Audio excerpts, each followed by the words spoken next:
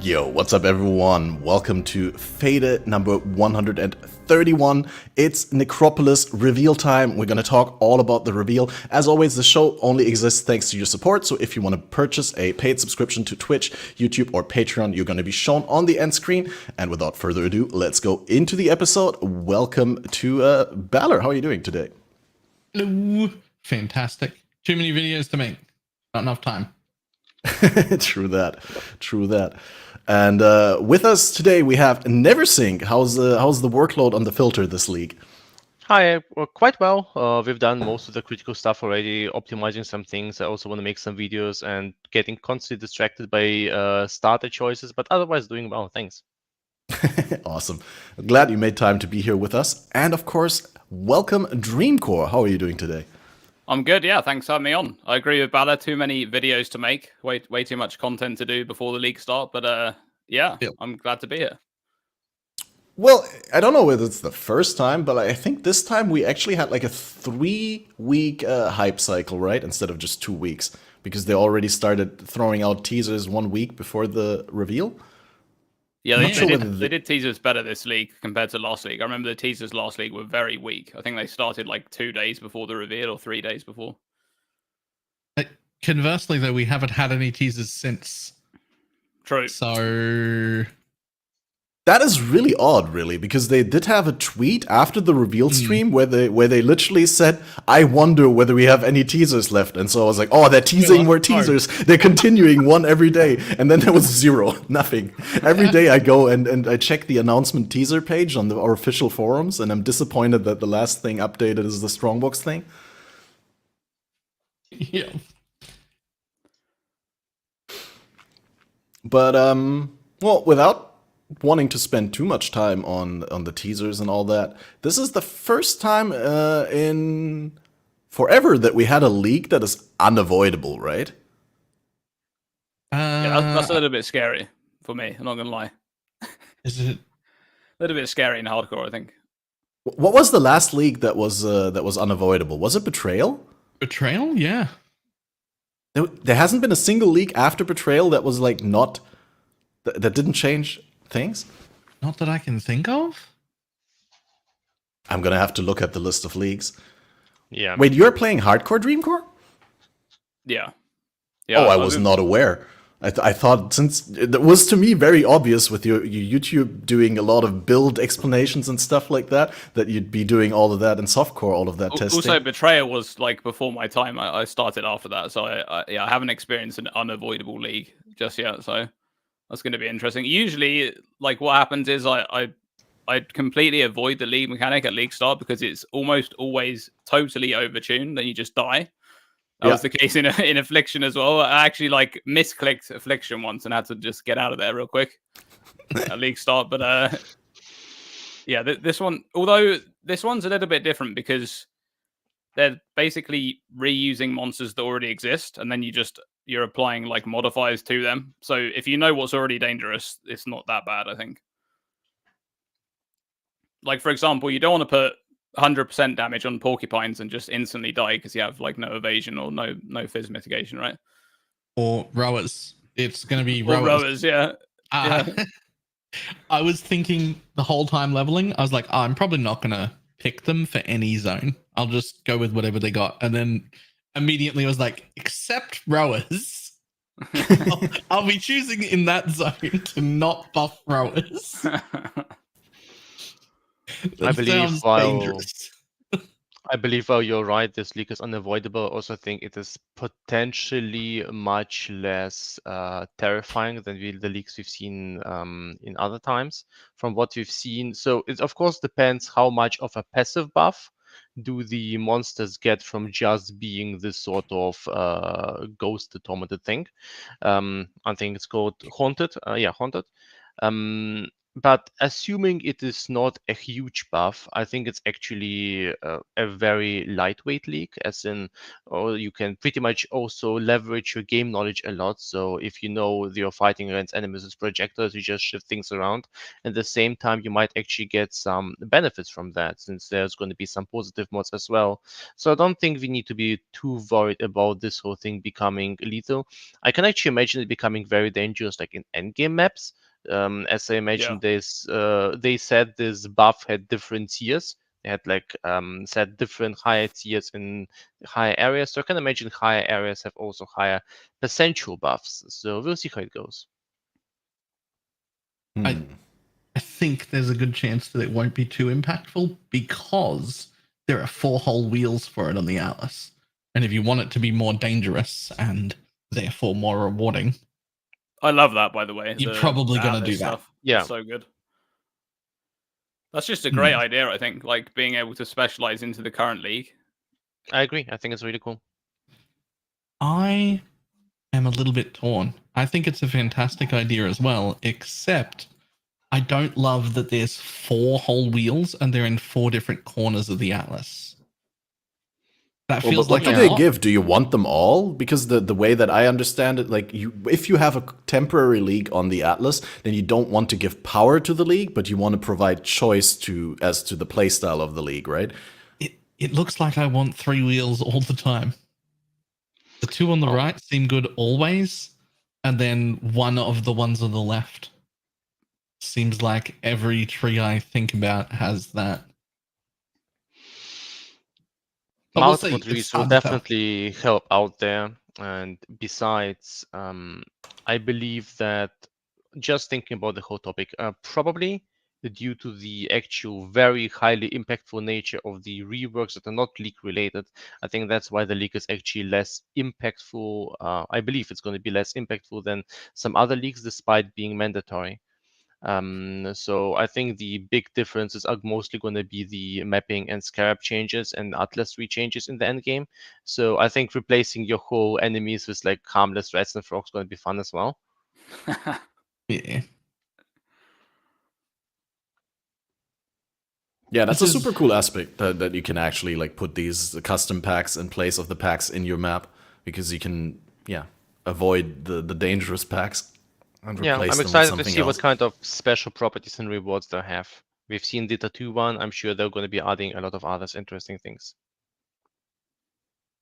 I think it's going to be weird. But Speaking of we'll see. tattoos, I really Oh, like yeah. what they've been doing in the last few leagues where they introduce something like in Trial of the Ancestors, they introduced tattoos and omens. And then in Affliction, they brought back omens and had them in the league mechanic. And obviously, they spent a league balancing tattoos. But I really like the idea of adding things from previous league mechanics that people like. Like we know they're adding the Nameless Seer to this league mechanic. Yeah. Which is really fun. I do like that too. Nameless here was great. And not Did you OP get as anything? part of last league. Yeah, did you get anything from the Nameless Seer during Affliction? No, but I was still excited to see it every time, even though I got literally nothing from him the whole league. And the fact that I was still excited, that's enough. That's enough that he belongs there, right? Yeah, every Like, it time I could saw have him, been. I didn't get anything good. Yeah, but were you still happy every new time you saw Yeah, him? it was before you fun. click on him? It was fun to see him, right? Because I've heard the Yeah. stories of people getting like really good items from him. I was like, surely this time it's going to give me a good item, but It doesn't need to pay out. It just needs to have an obvious good possible payout, and then it's fun. yeah, that's Path of Exile in a nutshell, right there. Yes. Oh, True. That's literally me IDing rare Crimson Jewels, because they could be good. They could have life and useful mods. I mean, they never do, but they could. well, it could. And one day it will. Not today, but one day. One day you'll ID a 4-stat one that's perfect for your own build. It'll be great. And then you can finally say it was all worth it. All of these 1,500 ADs per day.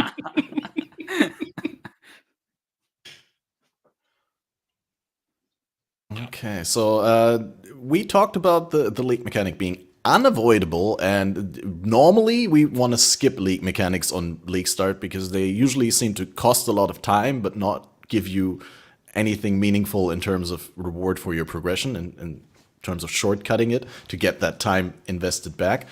So we're all interacting with the league on league start, or are we just not peering through the lantern and just rushing through the zone and trying to like avoid the monsters, run past them, maybe sometimes kill them? Or is it really something where we're gonna look at the thing every single time to not miss the good stuff and to learn the mechanic? What's gonna be your approach on day one? So I need to actually watch out a little bit on what to say because I've actually played this as the league a bit already. All right, Alpha of Access, damn. But overall, I think the general idea that I'm gonna chase, and I don't actually know enough, and they change things so fast, it'll probably change a lot anyway. I will probably rush through the content, so pretty much ignore the leak most of the time. If I get some crafting materials, pick it up, use the crafting materials to get some occasional upgrades. I'm not sure if I'm going to even stick to combining different upgrades a lot during leveling. Most likely just grab something, use it as a sort of improvised alchemy to get something specific. When you say the crafting, you mean like actual crafting currency, or you mean the corpses for the morgue? The corpses. Okay. But generally speaking, they did tease something during the reveal, and that I found that really interesting. So this mechanic works differently in maps, and works differently during campaign. So during campaign, there's two things. First of all, the mods on the zone rotates, and then on top of that, if you clear the previous zone a lot, the next zone has a higher chance to get these special positive mods. That's something they tease during the reveal, and this is not there in the end game. And I find this really interesting because this actually means I will probably be interacting with this mechanic in specific zones. So let's say I know I want to catch up in the following zone. So I will probably try to clear this zone as much as possible. So let's say I'm going to be clearing something like aqueducts in X3 quite a bit so that I can catch up on levels if I'm rushing a little bit on Dried Lake, because then I'm hoping for devoted mods like the quantity of shrines or experience on the Dried Lake. And something like that is becoming a really interesting thing. So it's not just I don't think it's even much about how much you interact with that. I think with most actual negative mods, I'm probably just going to breeze through them. The campaign usually have enough power to just ignore whatever they put there. So it's just like +2 projectile or something, or plus 30% damage. It's like doesn't really matter too much. But at the same time, when it comes to positive mods and replacing mods, I think I'm definitely going to interact with that. If I'll find something interesting, some interesting Allflame to replace it, I'll definitely go with that. You can make monsters harmless. I'll definitely be interacting with experience modifiers. I'll definitely be making choices where I want to invest into experience a little bit. Yeah, I think mainly you're going to know, like I said before, you're going to know what monsters are dangerous already, like just based on what you already understand. So adding dangerous mods to those that impacts them, in a big way is going to be something that you want to avoid. So it's just specific zones, as you go through the campaign. You just want to, like, some zones you can probably just ignore most of what is shown, but it's in some of them where those monsters are dangerous already, you probably want to check what mod are going on those monsters, because that is going to kill you otherwise. Yeah. I'll be mostly ignoring it. I'll be doing zones like, obviously, mudflats, rowers. I'm not dealing with rowers. I'm definitely not giving them a buff. Or like, I can't think of others right now. Or like when you go and kill Yugal, that zone, like I'm not going to have a buff on those quills. That's not happening. I get one shot in that zone right near the end, near the portal, but before I walked into the boss, way too often. Like I'm not buffing them.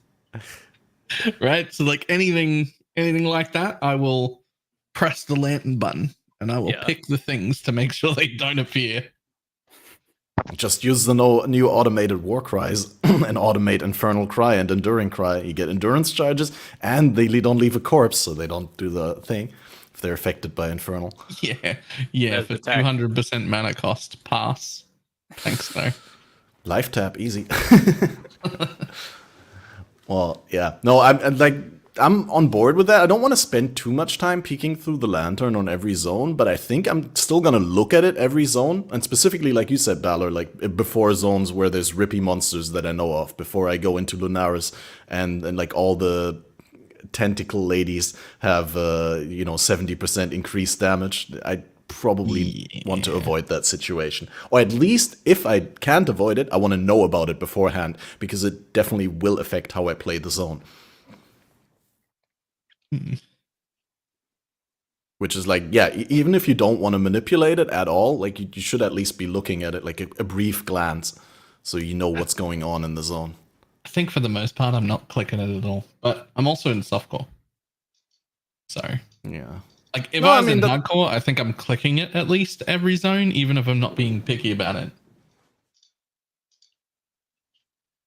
Yeah, but I think there's plenty of people who play softcore who still get demotivated by death and want to avoid it, therefore, because it just slows them down so much by getting frustrated over it, that they probably gonna want to look at it. And I think it's also great for new players, because this is like, I think, the first league since, I guess, Arch Nemesis that have a similar feature that teaches you about existing monsters in the game. Because I really like that aspect of it, that instead of putting a help index into the game, they have the league mechanic teach people about what abilities and what damage type monsters do.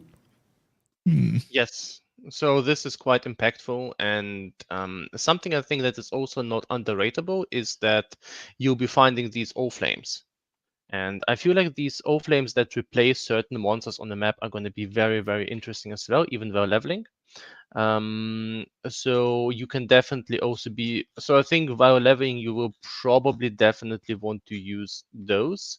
On top of that, the O-Flames have a level on them, as you've seen on the teasers. So I don't actually know if they have an upper or lower level limit, but I don't think you want to replace any sort of monsters on your map with like a level 17 O-Flame. But if you'll be finding something like an O-Flame that contains a bunch of frogs, you can actually see on the teasers the frogs has quite a pack size.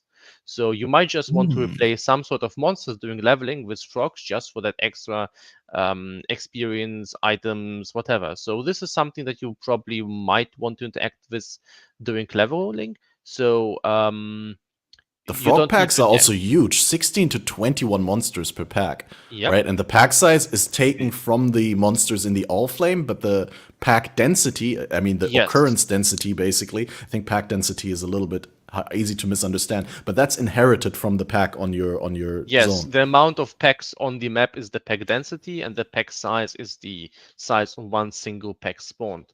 So what you can do if you find an O-Flame, or you can pretty much ignore the mechanic if you think your character is strong enough and you don't care. But if you find an O-Flame, you can just stick it into the next map because you probably don't want to use it in the maps anyway. Not even sure if you can.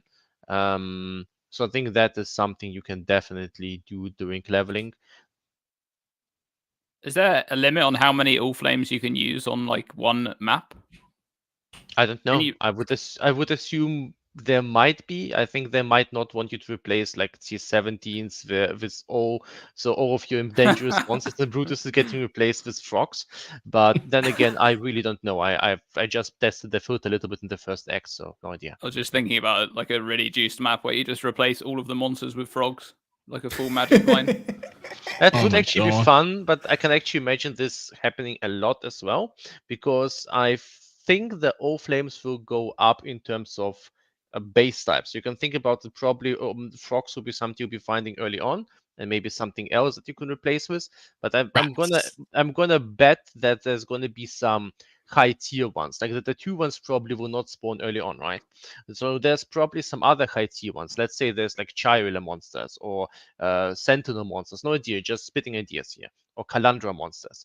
So if those exist, those probably only exist in the high levels, and then the amount of possible O-Flames increases. So getting actually T17 frogs might be very, very hard because they're like one of 60 different things weighted against each other. So they might even have an economic value because people might use them in order to make super hard maps more manageable.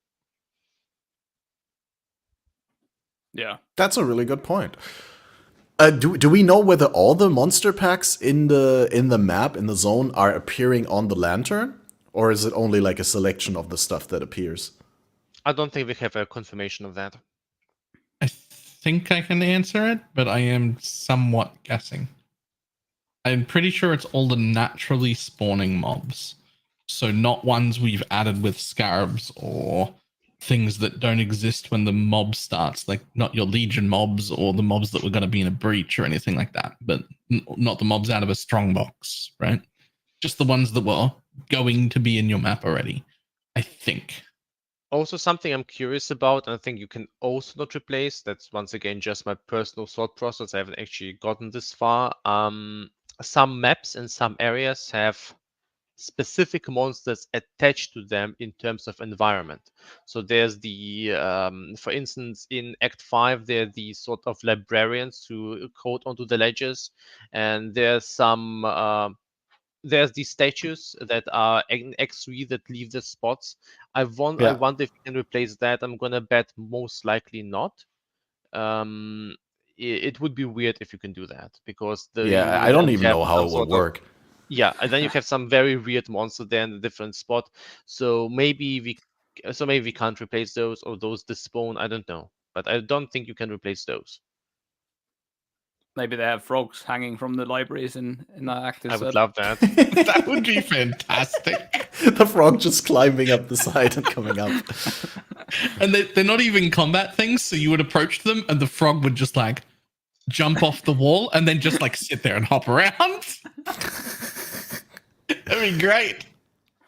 I mean, at least it wouldn't be as tanky as those librarians are damn tanky. They have so many hit points. So to be fair, we might even be able to replace scarab monsters because you basically lock in the map, right? So you first have to put like something like scarab there, and then you get to select the monster. So technology-wise, maybe possible. I would be surprised if they do that, but potentially. Sure, I mean, they are locked in. You don't get the option to look at things until you go to launch the map. And then you can't pull the map out once you've seen them. So it could be done. They didn't say you can't pull the scarabs out, but yeah, I guess if the scarabs got locked, then there would be no problem with that.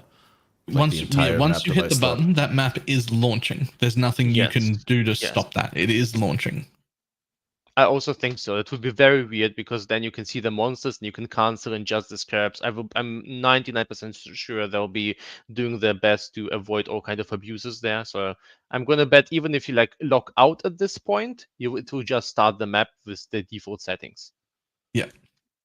Yeah, if it gets to the point where you're fishing for good ones, the failed is just going to get launched. This is what I think will happen. You'll just launch it and then not even go in. If it was like to that point where you're like just fishing for the right map, which I'm not sure will happen, but if it did happen, I think you're losing all the investment. I don't think it's...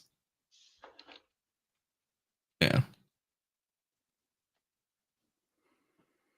Right, so there's like multiple axes here. We got you want to have the dangerous modifiers or the higher tier modifiers from the haunted spirits or haunting spirits on the monsters that occur most frequently in the map, but you kind of don't want to do it on the most difficult ones, but you still have enough incentive to be wanting to do it on something that occurs fairly frequently, because the more monsters you slay in a given zone that are haunted, the more you are likely to get the devoted monsters in the next zone.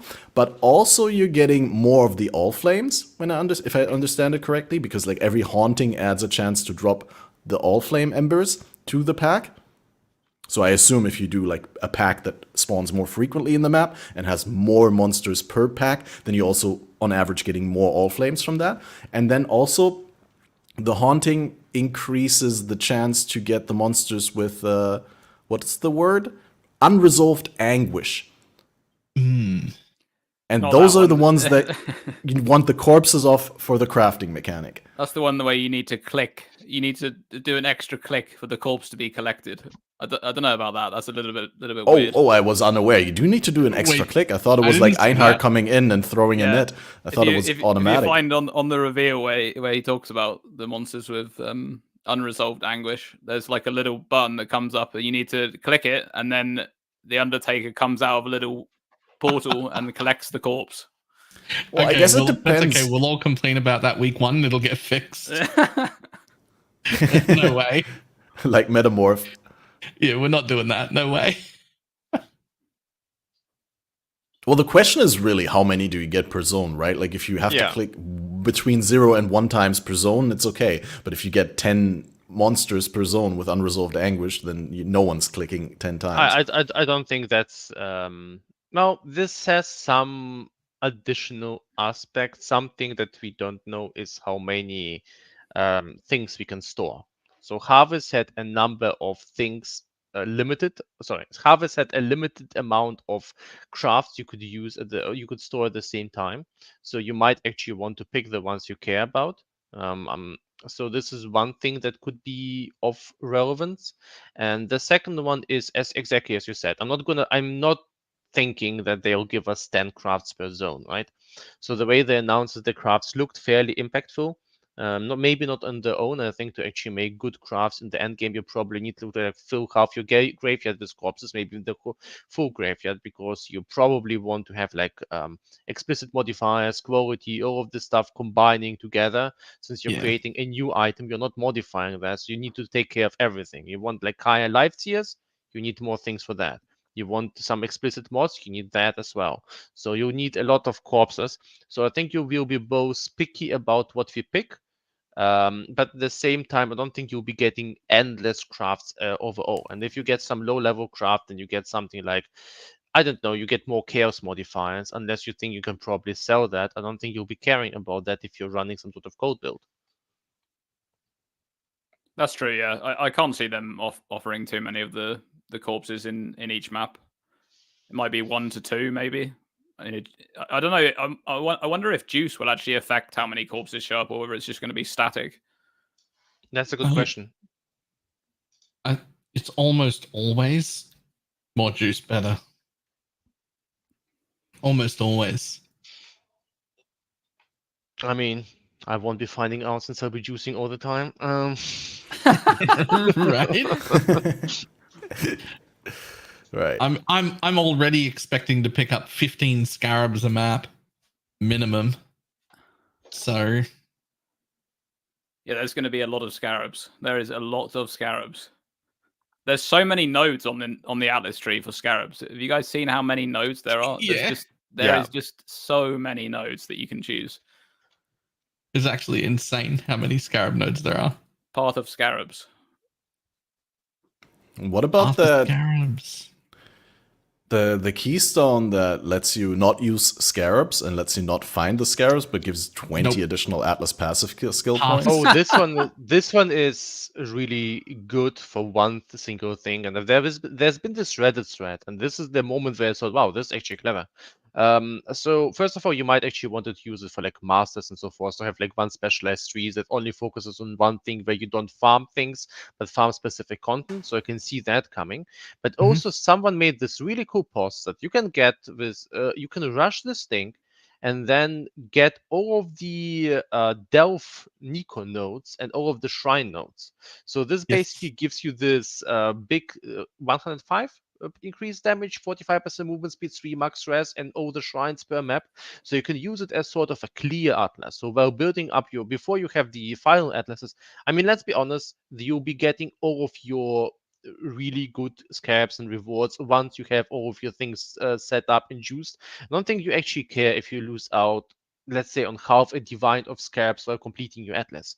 In the grand sense of things, being speedy there is more beneficial. So I think it's honestly a good thing to pick that while you are completing your atlas on your first atlas tree, and then you can just respec to a second tree, and you'll be using the first one just to get like more map drops, buffs, easier time completing the atlas. So depending on the build, this might be actually a really good idea. And once you have all of your atlas completed, you switch to the second tree, and there you go for the strategy you want to do. And you still have a third tree, so you don't even need to care about respecking quite as early. So yeah, I think it has its uses. But for endgame farming, maybe for some very specific strategies, like rushing to the boss as soon as possible so that you complete maps and get as many invitations, something like, not invitations, but as many elder maps as possible out of that. This is kind of the only use cases I can see for highly specialized things. But overall, once again, I don't think I should be talking about that too much. But I feel like the scarabs are going to be, there's some very interesting things there. And also, I really just want to, I think I can talk about that. I really want to pull my hats off to Mark. I've been actually talking to him a bunch of times when I've been complaining about certain specific stats and numbers. And I feel like their team has become incredibly responsive over the past, or in this league, because in the past alphas, I've never seen them actually listening so much to user feedback. So I feel like the numbers on that will be very interesting. So people will be probably using a lot of scarabs. There's some really cool things there. Nice. That's reassuring to hear. I think yesterday I put out an Atlas tree video, just with like 8 different trees that I thought would be pretty good. 2 of them were starter trees. Because I think the idea now is that everyone will have a progression tree where you don't actually care about making money or like what the thing is, because you'll have a second tree for that. Your first tree is just how do I progress quickly, and that's it. And one of my progression trees does take that node, and that's probably the one that I'm going to run, because I'm not quite really rushing it immediately, because I'm going to get some Kirak nodes and some connected nodes. But then I'm doing exactly that in that tree. I'm doing that, rushing up there, and then getting all of the packed with energy stuff and all of the shrines. How many nodes does it take to get there? If you're rushing, how many it's nodes? 19 if you speed rush it the quickest way 19. possible. It costs 22 the way I'm going, but the way I'm going is getting good nodes that I was already going to get most of the way there anyway. It's probably worth it. Getting like 19 maps is so easy. It's probably worth going there because you get all of the connections to the other worthwhile things.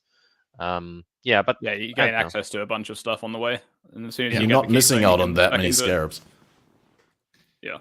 I don't expect to use my day 1 Atlas tree for more than 1 day. So like, how many scarabs was I really going to make on day 1? Like, probably not enough.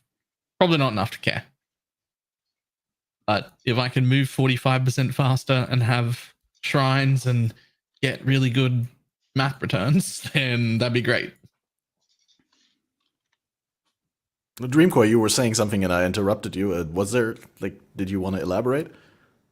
What was I saying? Was I talking about the keystone? Yeah, I was saying that if you're pathing straight to the keystone, right, you're going to have access to a bunch of nodes that you might want to use. And then as soon as you actually spec into that keystone, you can just invest straight into those with the extra 20 points that you have.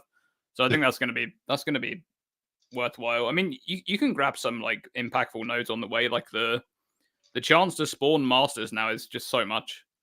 Like pathing through that first June node to get betrayal spawning in a bunch of maps is going to be really nice. Expedition early is really nice as well. I think the first expedition wheel is 52% chance or something like that. So you, on average, you're going to be getting expedition spawning like every other map. That's pretty crazy. So that's what I'm definitely going to be taking that wheel early. I don't think I'm going to be taking it in my very first Atlas, but I think Expedition is going to be on my second tree. I'm really looking forward to actually playing Expedition this league. Not sure why. I think I just kind of in a very strong Expedition mood this time. I don't really like. I won't lie. I don't like Expedition very much, but it's just too good. Like for self-found, it's just way too good. It gives you everything you need. It gives you crafting, gives you currency. I really like the big boom node. And now that there's a big boom, the big boom node. Oh yeah, big the keystone. Boom. Oh yeah, on Expedition. Yeah. I love that one. So, what are you guys thought on league starters? If I'm gonna interject there for a sec. Yeah, I don't have a planned league starter because I need a proper league start so they can focus on important things like making. I saw your tweet. You said you want to make a point of playing a new build, so I don't have anything new for you. Like the thing is, I'm doing what Balor did last league, which is the small group found environment. So I have to play a good SSF build. I'm probably gonna go Elementalist Ignite, and it's probably gonna end up being DD because I need to do bosses. I know it sounds boring. I wanted to do Wave of Conviction Ignite or EK Ignite, but honestly, pitting that against DD for bosses, easy Yeah. choice. I can make it harder for you to make your decision and also spoil tonight's YouTube video at the same time. Sure. Go for it. Is actually a poison SRS buff. The SRS nerf in the patch notes, it's not a nerf. No, I played SAS so many times. I don't really need that again. But it's definitely gonna be awesome. No, so my choices right now are basically between 4 different builds. There's the new Power Siphon of Archmage with the new Wisp looks actually really good. So that might actually be really fun to play and still can stack a lot of defensive mechanics. Then there's the Archmage, which is just all around busted, I think. I've been running some numbers and I think it's just insane, especially early on. You just get so much damage there. So that with Hierophant or Elementalist for Lightning Conduit could be like really good. Then my third thing is Armageddon brand with the automation and brand recall. And there's this automation brand of recall on a Saboteur. I'm not sure how exactly to work with the trigger bots, but I think it might be just really fun because you can like stack up on a lot of high damage brands. And on top of that, this build has like the best selling point of all of the others. It has like the super cool MTX that I really want to try out. The Celestial brand MTX. I'm so sold on that. Oh, that looks so good on Yeah, Armageddon it has brand. it has these really cool ruby celestial crystals falling out of the sky, and Yeah. usually it looks like it looks like some sort of mesh. It's not really a cool looking skill, and this turns it so crisp. And then I'm thinking about maybe pretty much a similar thing. So something with and maybe the new tornado with energy blade and the energy blade, whatever it's called, support. Spellblade. So this one also looks really good. There's a lot of damage effectiveness. So you can I think it's going to be absolutely insane as a starter. I think any of those will probably be doing very well with very little gear. But deciding, this is the hard part. Probably will do it by today evening so they can focus on making more filter Have changes. you seen NeverSink? The few different versions of cast on crit, detonate dead of chaining as a hit build that are going around as very league strong options. They look real good. Well, I mean, anything with detonate dead of chaining is good. Even self-cast, you just play Necro, and that's probably the best league starter in the game. Honestly, Necro chain DD is so good. Same with Archmage. Archmage. Most people who are looking into Archmage seriously are looking into detonate that as the trigger weapon for Archmage, because Archmage doesn't really care about anything else on the skill. You really just want the best damage delivery system. Wait, Archmage DD of chaining? Yeah. Just you don't actually care on Archmage about like it needs to be a lightning skill or something like that. How much damage effectiveness can this baby put out? This is all that matters, and AoE maybe. So this is all you care about. So there's like cool things. So you could go for like Bladefall with Awakened Cascade for some insane later on damage. But at the start, you basically, if you look through most skills, they have very similar damage effectiveness as far as I can see. So pretty much they kind of optimize towards the same thing. And with Brands and Orbs gone on Archmage, one of the best thing you can actually do is DD of chaining. First of all, it makes it much easier to sustain your mana, but it has so much damage potential. It's insane. So it's kind of very comparable, in my opinion, to the new Incinerate. But with Incinerate, you basically have to stand still and channel this thing. And then with the Archmage with the DD of chaining, it's really good, looking good. The problem is you basically have to give up your dignity and play Detonate Dead. But I've never played Detonate Dead though. So I played it for the first time last league. I like avoided it for a long time because I wasn't really interested, and I played it last league on Inquisitor. That was the new chain DD, and that's one of the most fun builds I played. It's really fun. I could fully recommend it. Yeah, it's so good. So I'm currently gravitating towards the Armor brand because of the MTX and the Triggerbot thing. So I'm not sure how Triggerbot interacts with the automation thing because it's a minion. So it's all kind of weird there. But I think it'll be fun and playable nevertheless. And if not, I can gravitate towards something else.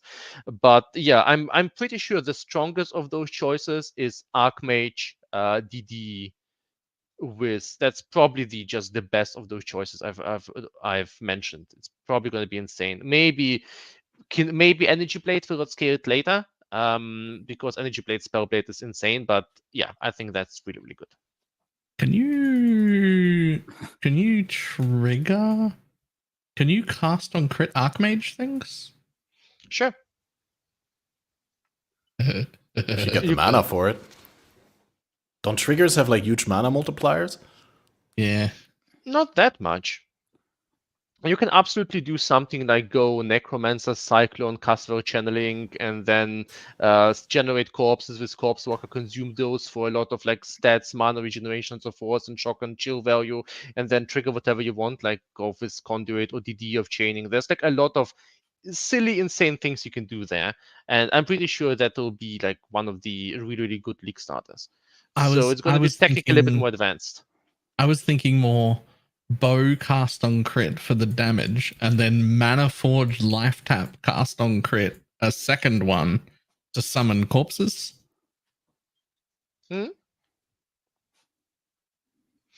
Sounds spicy. There's one tech that I've been looking at a little bit. Maybe I shouldn't spoil it here, but I will do. It's a Scorching Ray of Immolation. So that's one of the transfigured gems from last league. Mm-hmm. And what it has is it has a longer duration compared to the original Scorching Ray.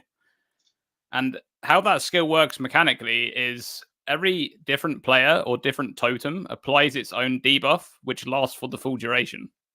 Which means if you play this on a totem build and you stack duration, you can continuously re-summon your totems, and the debuff continuously gets applied and lasts for the full duration. And this skill is front-loaded with damage. If you look at the original Scorching Ray, it deals a lot of damage when it's at full stage. It actually deals more damage than the transfigured version when it's at full stages. Yeah. But the transfigured gem has a lot of front-loaded damage. It does a bunch of damage straight away, and it has a big duration. And it's 3 seconds base. You can scale it easily. You can easily get to like 10 seconds without much trouble. Get to a boss in the map, and you just spamming totems, and your damage just ramps and ramps and ramps. That sounds really good, especially since I would actually like to see a viable Scorching Ray build being out for once. It's such a cool skill that hasn't seen any use since ages, except for like application of exposure. Yeah, so that's a tech there that's, I think it's pretty strong.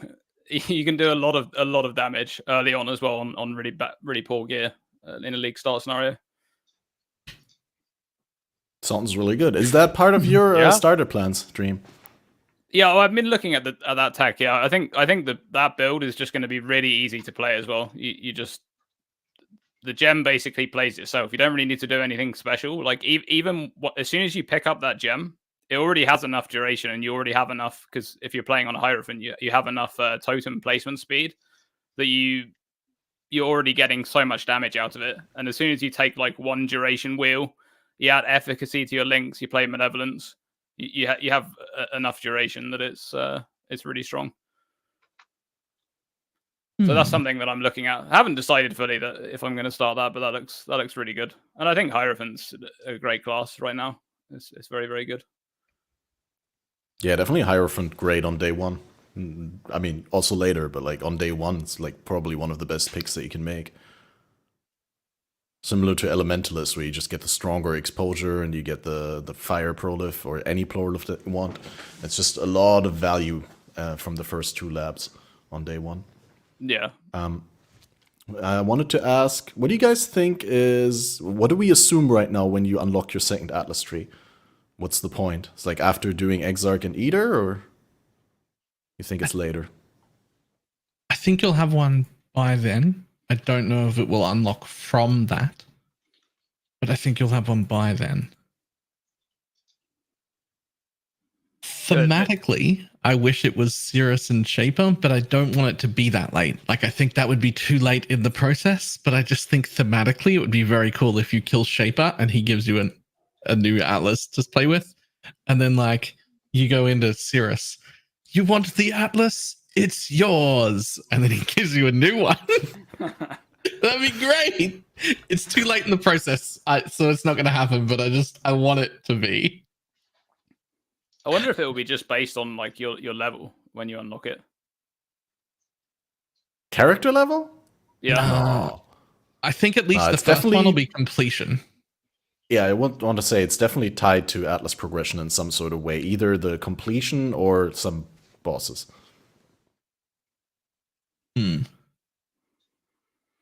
It could be like your first red tier map or something. You unlock the second one, and then maybe the third one is like much later on.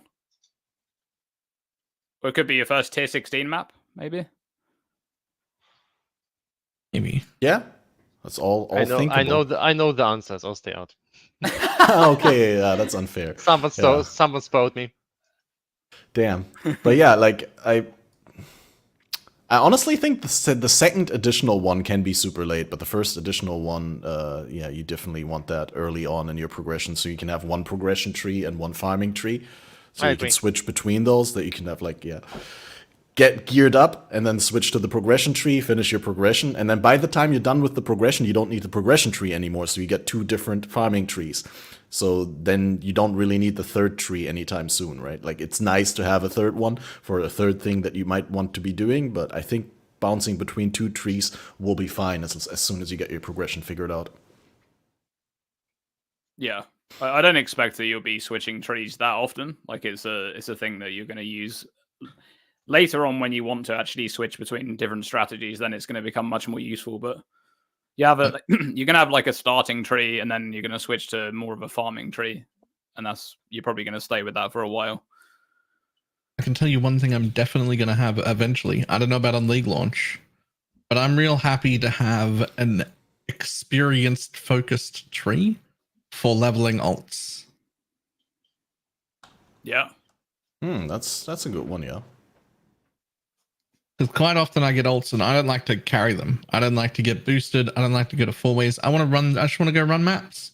But I'm usually stuck in some like wandering path MF setup or like something like that makes it just like awkward to level, and maps are way too difficult for that character at level 65 when I got to maps, and it's always awkward and annoying.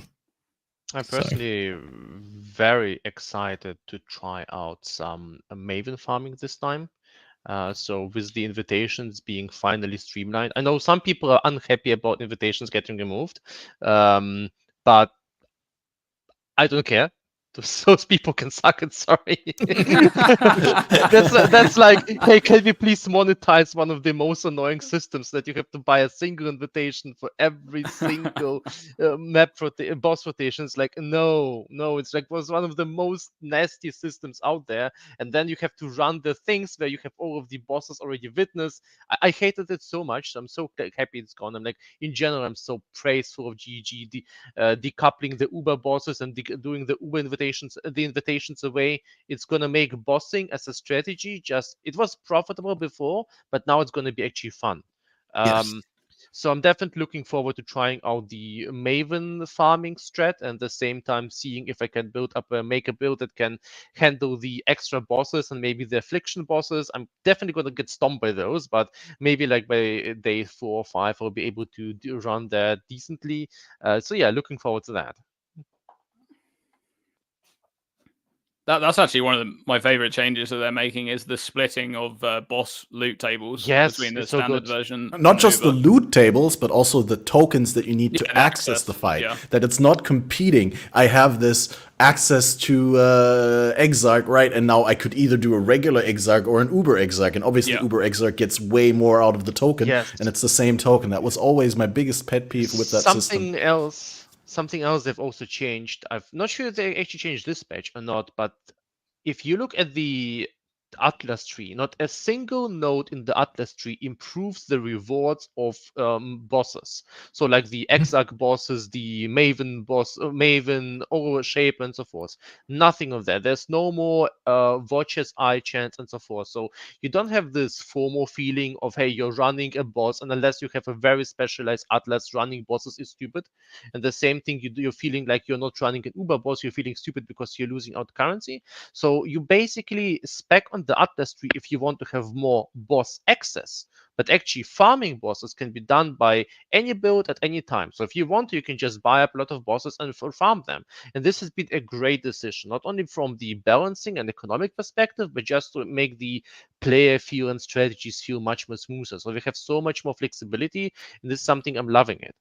So league-wise, I'm not sure if I care how much influential eventually the whole Necropolis thing will be, but I'm super excited for the core gameplay changes. So I don't want to be too negative because I'm like 99% positive. I thought you were going to say, I don't want to be the guy who told you so, but I told you so. Well, that's where this is going because I had a fucking. I got into an argument on this podcast for like 40 minutes over how when we were implementing Ubers about every single problem that has existed, all of them, nailed every single one of them before the league that Ubers even came in launched. Yeah. These were all very obvious problems, and it's been terrible for the whole time. It never should have even launched that way. I agree. This is the correct way I to agree. do it. I agree with all you said. No, but you go first. No, it's fine. I've been basically same experience. I've been arguing with people who've been saying that Atlas 3 is the way to go, and I felt like, why? Why would you ever say that? Sorry. One of the biggest problems with the old system was actually that there was this giant gap between standard bosses and Uber bosses that, you would be trivializing maps, like completely trivializing them. And then there's just this giant gap, and especially I can't imagine as a new player going into an Uber boss for the first time, and there's no like comparable content. You're just walking into an Uber boss and just getting absolutely destroyed because you haven't had any other comparable content before that, and all you did was click a keystone on the tree. Like you just read the keystone. Oh, okay, it's like a couple of monster level higher. That's fine. Like surely it's going to be fine, and then you just get absolutely destroyed. Yeah. So I do like that system that they're having like a bridge. Points if you try out zeros first. I can't. This is like it is 99% positive. Loving everything about this league. Loving all the balance changes, everything like that. It's just real hard for me to praise them for finally making a change to a system that was so very obviously wrong that I knew every single problem that existed before the league even launched. I don't understand how that happened. I can't, in good conscience, praise them for 3 years down the track, finally figuring out what was obvious before it even launched. I'm not sure it was a discussion on the podcast. Okay. Didn't we all agree on that when we talked about it? Yeah. No? No. It was someone on the podcast who I argued with. We don't need to get into it, though. Okay. No, but like, I'll agree with everything there, but I just still think that for the first league where they introduced Ubers, maybe not for the race, right? Like, that's a completely different thing. But I think it wasn't bad to have easy access to Ubers, right? Because what we compared it to when it was introduced first was like, well, Aziri has a good system that's been in there for a long time where they have separate loot tables for regular Aziri and Uber Aziri, and you progress to Uber Aziri not by spending the same fragments that you access the normal fight, but there's a separate set of fragments. Now, in that case, you get that separate set of fragments from running the first Aziri, right? And here it's now different. What do you think about that, where you don't farm Shaper to get Uber Shaper fragments, but you farm the tier 17 maps? Do we already know whether there's a weighting to the fragments for the Uber versions of the bosses? Or is it just you get a random fragment per tier 17 hero? We don't know. I can imagine we'll get a random fragment or maybe multiple fragments. I have no idea. Aren't there 5 Ubers? Aren't there 5 Ubers? 7. 7? Oh, there's Cosmic, only 5 Decaying, maps. Awakening, Synthesizing, Reality, Devouring, and Blazing. That actually pretty much confirms it that these drop for more or less randomly because I can't, or maybe they have like a weighting towards a certain T17 map. But I really think that, so I'm not sure this is the most elegant decision, but I like that they're basically doing what they can do.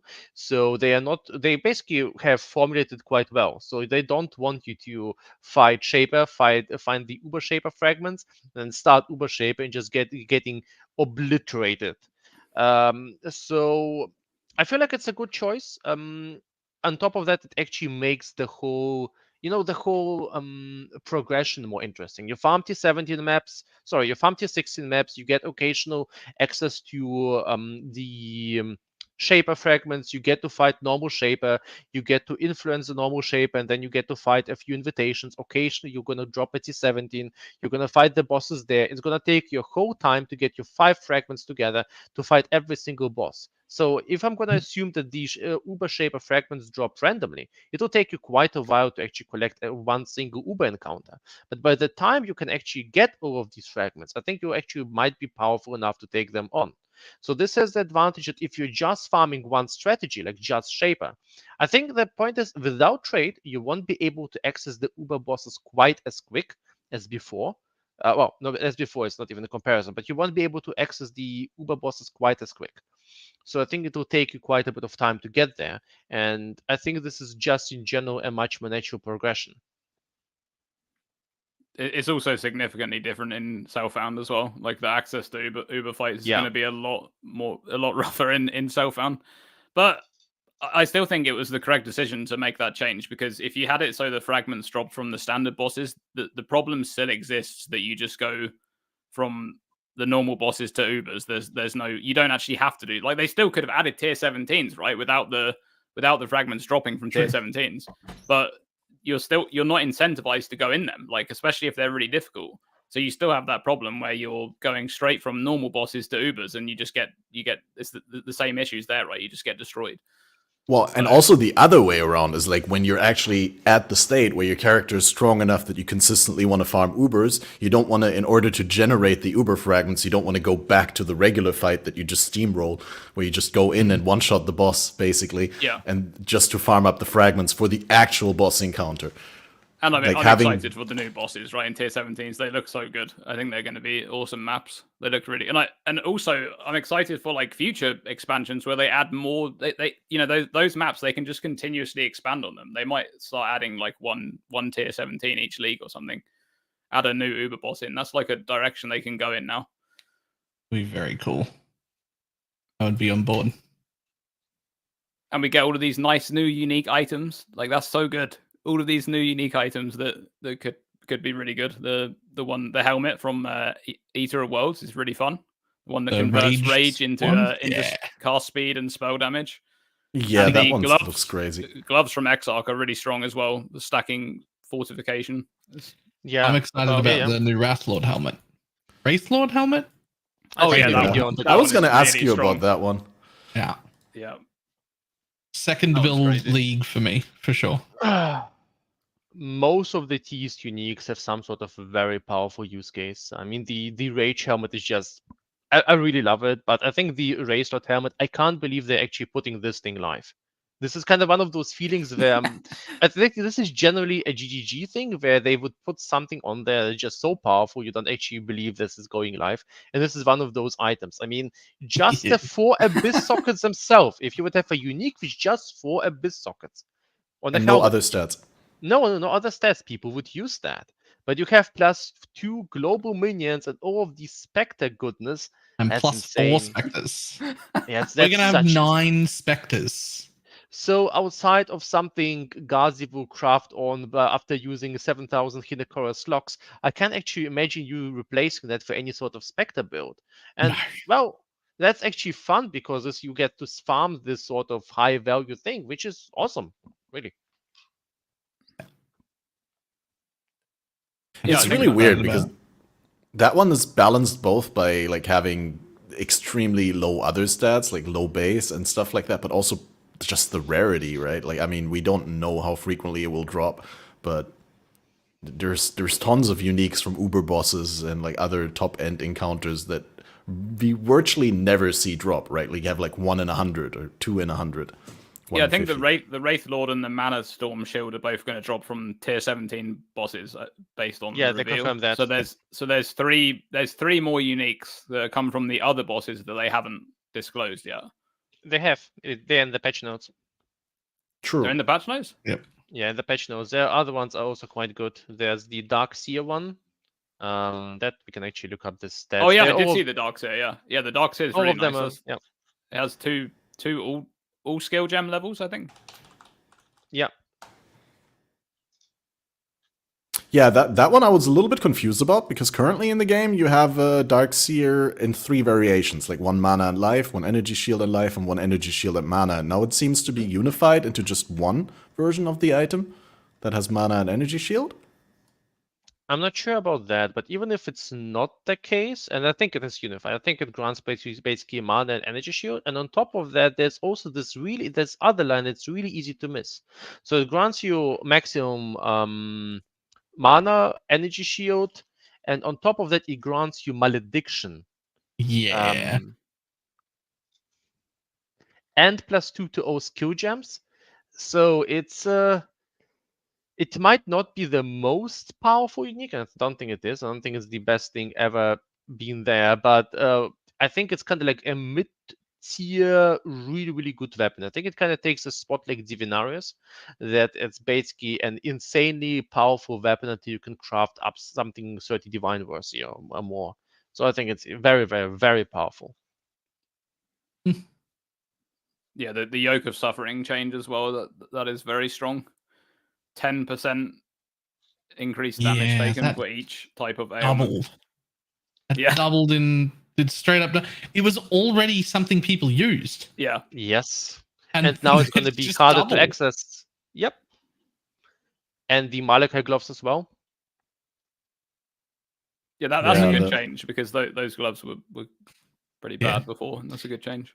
Every And time I Ralakesh talk is about this now- league, Yep. I get more excited. I want to play. Let me in. Let me in. It's time. Yeah, the Malachis are really cool because there's like every 6 seconds it swaps from Malachai's Endurance, Frenzy, and Power. So like basically you generate charges on kill, say Endurance charges on kill for 6 seconds, right? And so you get your last Endurance charge like 1 second before the 6 seconds end, and then you have 6 seconds of gaining Frenzy and Power. So you only need like 13, 14 seconds of Endurance charge duration before you're back to generating Endurance on hit. So you need like only 1 or 2 charge duration mods to make your charges last longer, and then you basically, as long as you're killing things, you have all the charges up all the time. I don't think it has that anymore. I don't think it will be generating any sort of charges every 6 seconds. It just grants you power, frenzy, and endurance charge on hit. Isn't it just on hit instead of on kill? I thought that was the. Yeah, exactly. Like the gaining endurance charges, frenzies, and power charges is based on Malachai's endurance, frenzy, and power buffs. Like as long as you have Malachai's endurance, you get endurance charges on kill currently, but after the patch, you get endurance charges on hit. Yeah, I think the buffs will still be there based on that wording. Yep. It says Absolutely. Malachai's endurance. Okay. But if Yeah, you right. just, like, for example, if you click the Trickster Frenzy node, which gives you global charge duration, Yeah. like for the Yeah, you need some then you duration. use those 200%, gloves. right? Yeah, that's just gonna be permanent uptime on all charges. Yes. Yeah. Yes. The big change with it is just that it's on hit. So now, Yeah, if you're there's right. one tanky thing or a boss, you're good. You'll still have it. Yeah. So it's basically going to be a bit of a replacement, not for everything, but it's kind of like Ravakesh in a sense, because Ravakesh now lost its movement speed bonus. So if you can live with the glove slot being replaced, also has some life on it, so you can definitely have an easy access to all charges, no problem at all.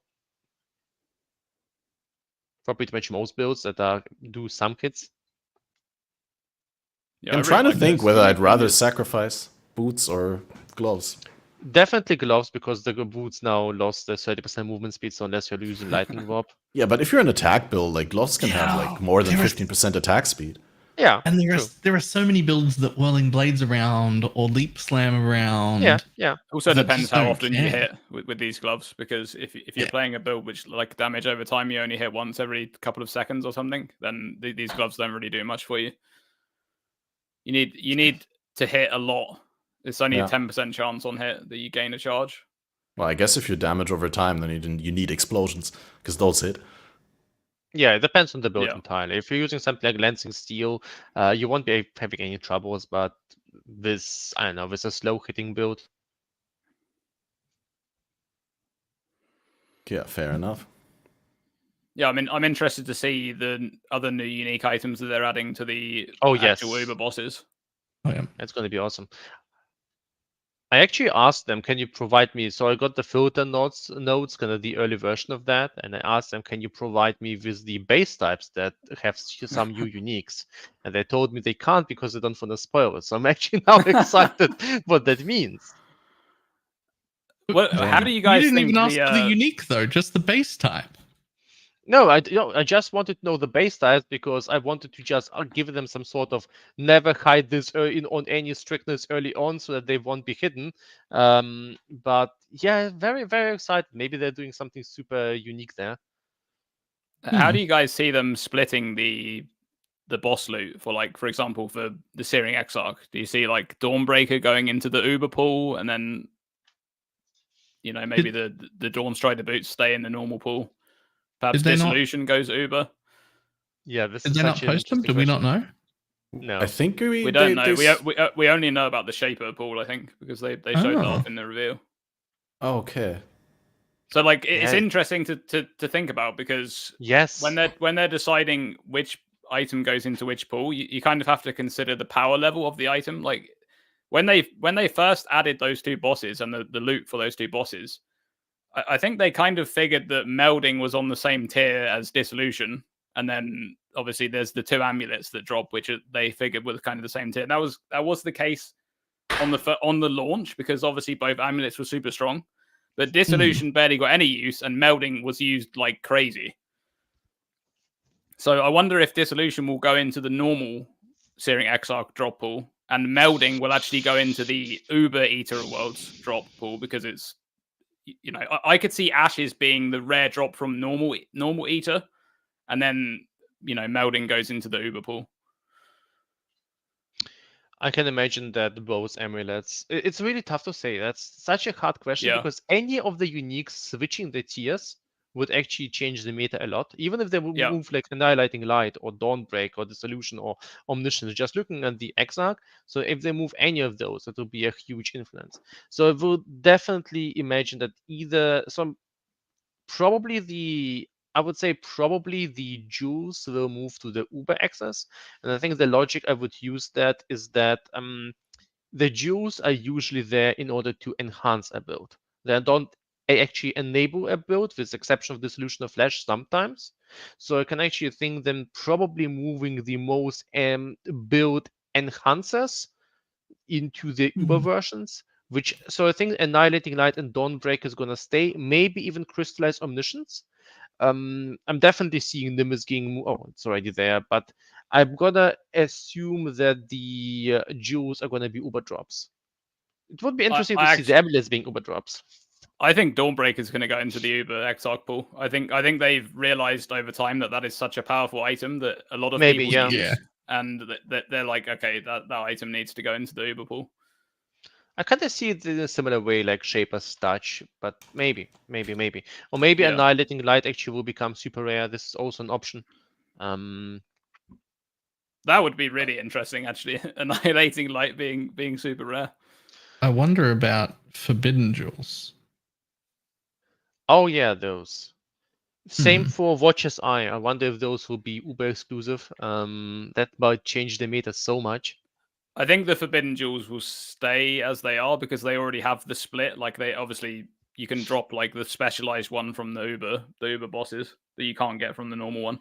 True. So maybe that will be the only shared drop between the two pools. Yeah. That would make sense. That's a good point. I was gonna say to Dawnbreaker that it already has such a huge variance on the rolls that it could be completely worthless and it could be like one of the most valuable items in the game. So I'm not sure whether it needs to be in the Uber pool. They could also put it in the normal pool and make it a rarer drop. Like you could make it so that Dawnstrider drops all the time because barely anybody uses it. So and then it could just be that Dawnbreaker becomes like a 5% drop or something from normal Exarch. Maybe they just make a whole bunch of new powerful items. I mean, we'll see. It's definitely going to be exciting. I agree. I've been also asking myself. I agree it's going to be one of the most interesting questions and influence farming behavior a lot. Yeah. Yeah, I'm super hyped about this. Like, there's so many like changes, good changes that shape the end game into a different direction, more quality of life, like all kinds of stuff that we always wanted. Something that could be a little bit controversial that we should talk about is how you guys stand on the complete removal of Sextants. Fantastic. I love 10 it. out of Yeah, 10. I love it. That was So- very quick and universal. Well, no, I'm gonna just address one thing. Early on in the development of the whole scarab thing, I think I can talk about this at this point, and just want to do it as a sort of praise to Mark as well, because once again, I feel like in the past, at least the last two leagues, you've seen some of the most best straightforwarding of mechanics GG has ever done. So early on, I was actually worried about that because you're basically losing out the Sextants. You're getting a few specialized scarabs, and I've been worried about it on the level that, hey, what are the juicing builds? And Wandering Path is gone. What about the Magic Find groups? Now, I don't really care too much about them, but at the same time, I do think it's a cool niche that PoE offers. And if you have no more Sextants and just specialized scarabs, like a bunch of breach scarabs, this might actually become a bit of a problem because those builds don't have anything to like high specialize in. But I feel like they've addressed this overall with the power of certain scarabs that are going to be there, and I feel like they've addressed it by making all of the crafts on the Atlas available without the Seventh Gate passive. But so overall now I'm very, very positive about that. What I'm still a little bit annoyed about is I wish they would give us a way to still add the scarabs into the map device in a more streamlined fashion. Something I'm still a bit annoyed about, that they've been doing that in order to streamline the whole system, to not have mess around with Sex and so forth. And now you basically have to mess around with the scarabs in a similar way, like you have to do that. But now you have even more scarabs, and those kind of combine in a very specific fashion. So basically that will lead to a lot of annoying micromanagement. I wish we could like have the scarab tab open on the one side and just directly click them and pick and match them on every map, because I feel like it's going to be a little bit annoying to micromanage them. But generally, Sextants... That might actually be possible. I hope it will be. But Sextants themselves, I'm not really... I'm very happy that they're gone. I never really liked them too much. Yeah. Do you remember metamorphs?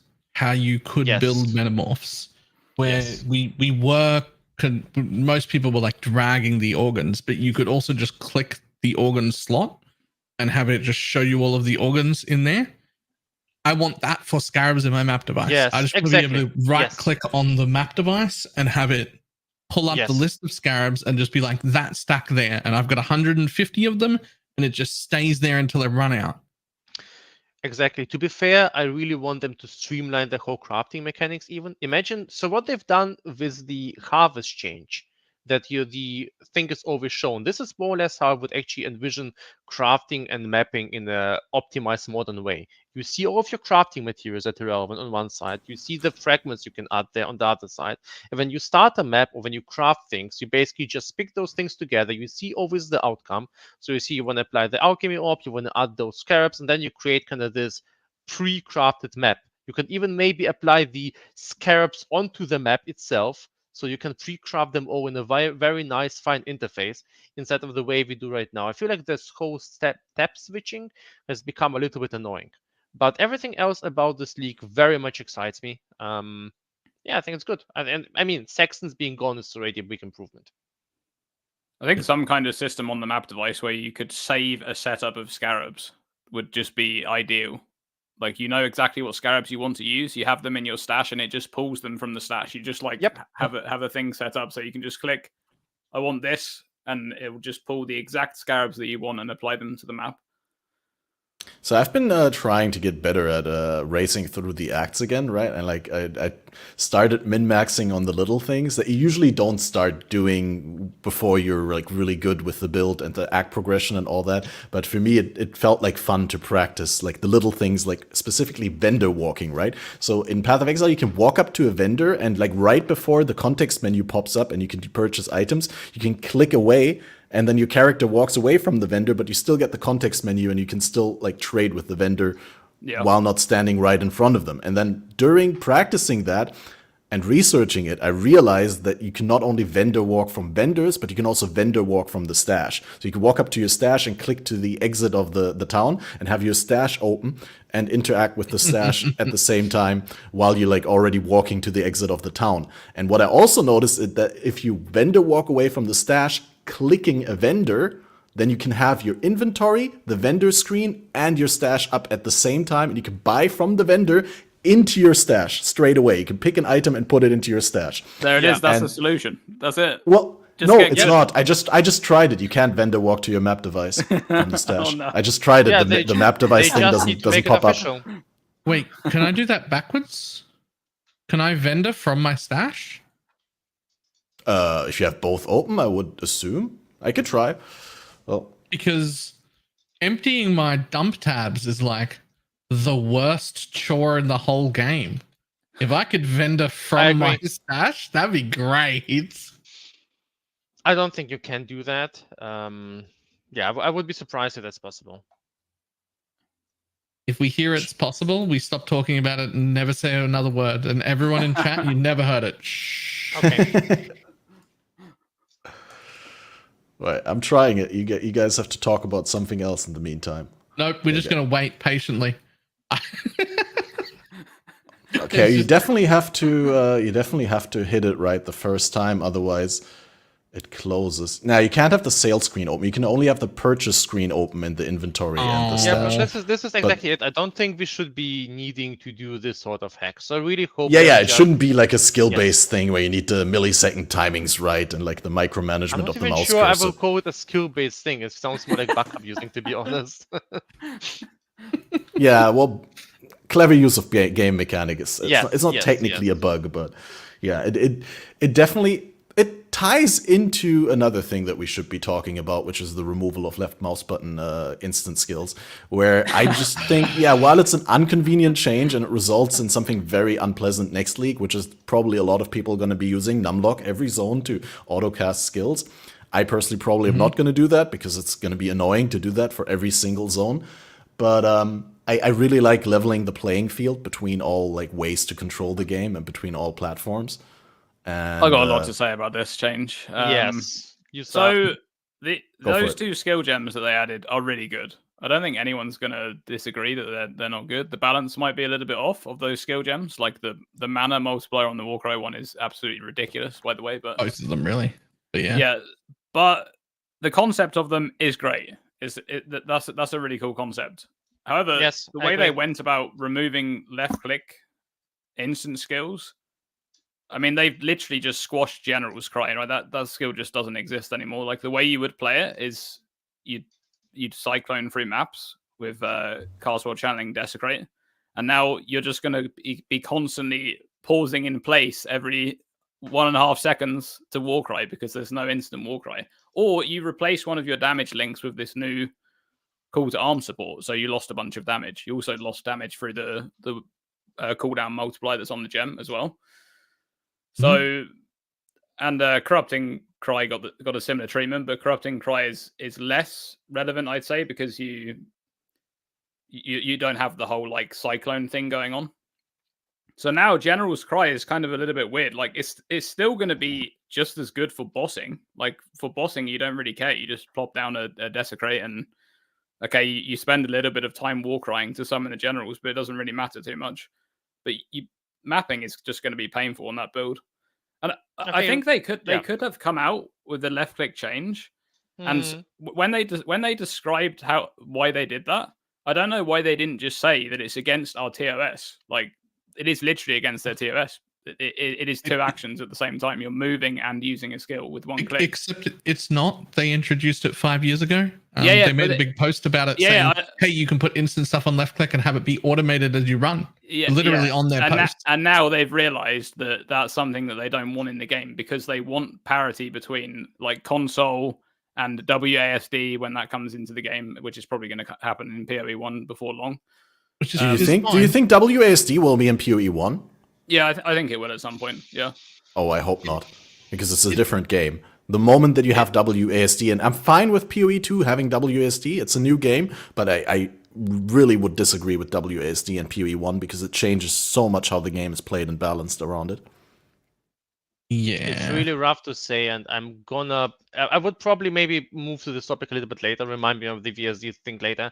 I want to talk a Yeah. little bit more about the automation thing. So I definitely agree. I feel like first of all, this is one of the cases where the communication was definitely off. So first of all, I would never advise anyone to communicate it in a way we are doing it in order to make it better for the console players. That's why we're removing your feature. That feels like a terrible way to communicate towards everyone. But yeah, that's okay. So then the gems themselves are fine. Maybe some numbers need tweaking. I don't know. They're actually interesting. They're adding something in a good way. So basically, the problem is no matter how you look at it, I feel like the decision is not perfect because it takes away multiple choices from the players, and the things it offers is a little bit problematic. Either you don't use that anymore, so you don't use the left click tag anymore, and you go with some macros, which is silly and still takes up a slot on your hotkey bars, or you use it and lose power, or use gem sockets and some cooldown. It has some implications for general cry. The thing I'm arriving over and over again is that this is probably the right decision because it feels less like a bug to me. I know it's not a bug, but it feels like more like an annoying system use. But I feel like at this point they need to do something about the socket problem. So either they need to add easier ways of adding sockets to certain skills. Maybe they can allow adding a trigger onto an item directly, like all items on the boots. So it's kind of enchantment style. All items on this pair of boots have the automation socket. All items on this pair of gloves have something else. I don't know, maybe some sort of enlightened support, something like that. But I feel like the problem they're basically facing, they want to add more cool mechanics, but the socket pressure and the hotkey pressure as well, but mostly the socket pressure has become so large that basically it's really hard to fit in. So they need to add something to improve the socket pressure if they want to add mechanics like that, I think. Yeah, I agree. Socket pressure is just insane, and it's ever increasing as well. I had a really good solution for that. Well, not a really good solution, probably not super easy, but like my suggestion would have been to give every character 3 innate sockets that are not on your gear, but they're in the character, right? Like outside of the gear slots there. And then you have 1 wildcard thing or 2 that is linked to those sockets where you can put the skills that are not granted by your skill gems. So you could put your bone armor before they removed it, could put it there and then support it with gems. That would have been my suggestion. I think the easiest way for them, honestly, would to just add another item slot. This would probably be the potentially best thing. Not sure what this item slot would be. It could be some sort of relic or whatever it is. Yeah, pants. So add an item slot with 4 more sockets. That's not the most elegant solution, but it allows for a lot more interesting things if they're built around that.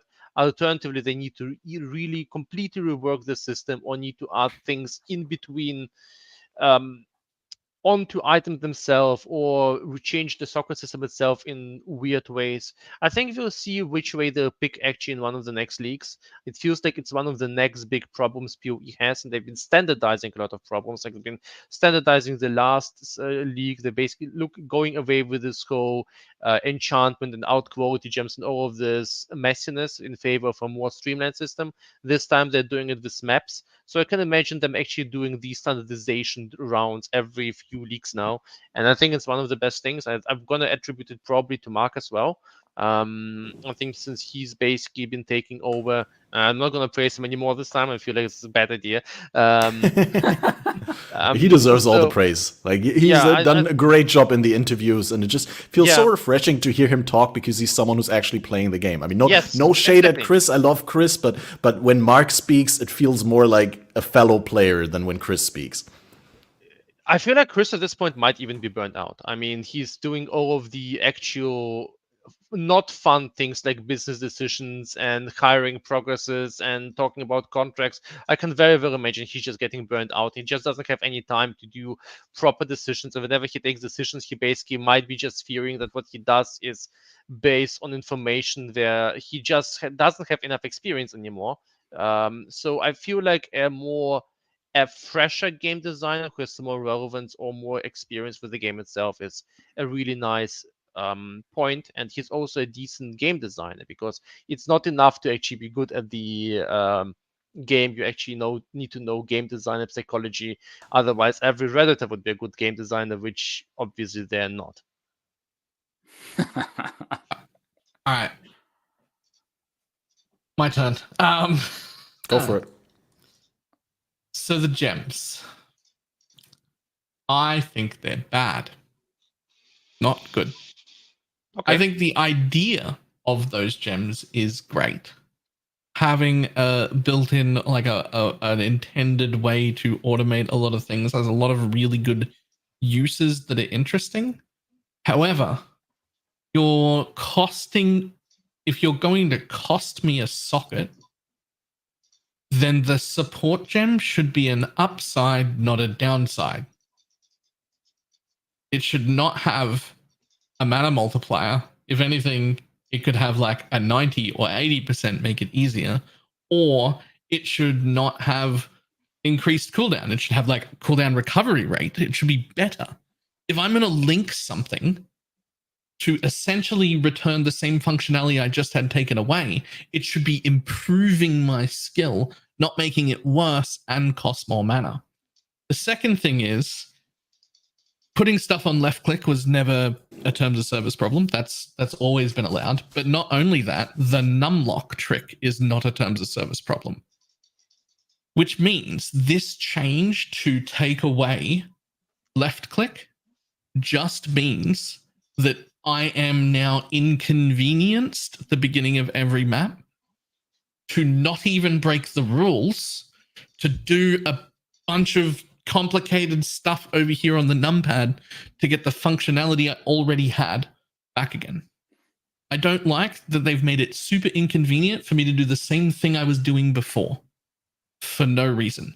However, that doesn't mean I'm against removing left click entirely, but I am against removing instant skills on left click while leaving numlock trick in the game.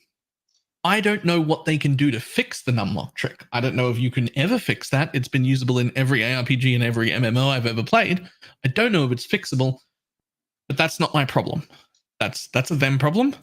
If it can't be fixed, then I am simply punished by not using it.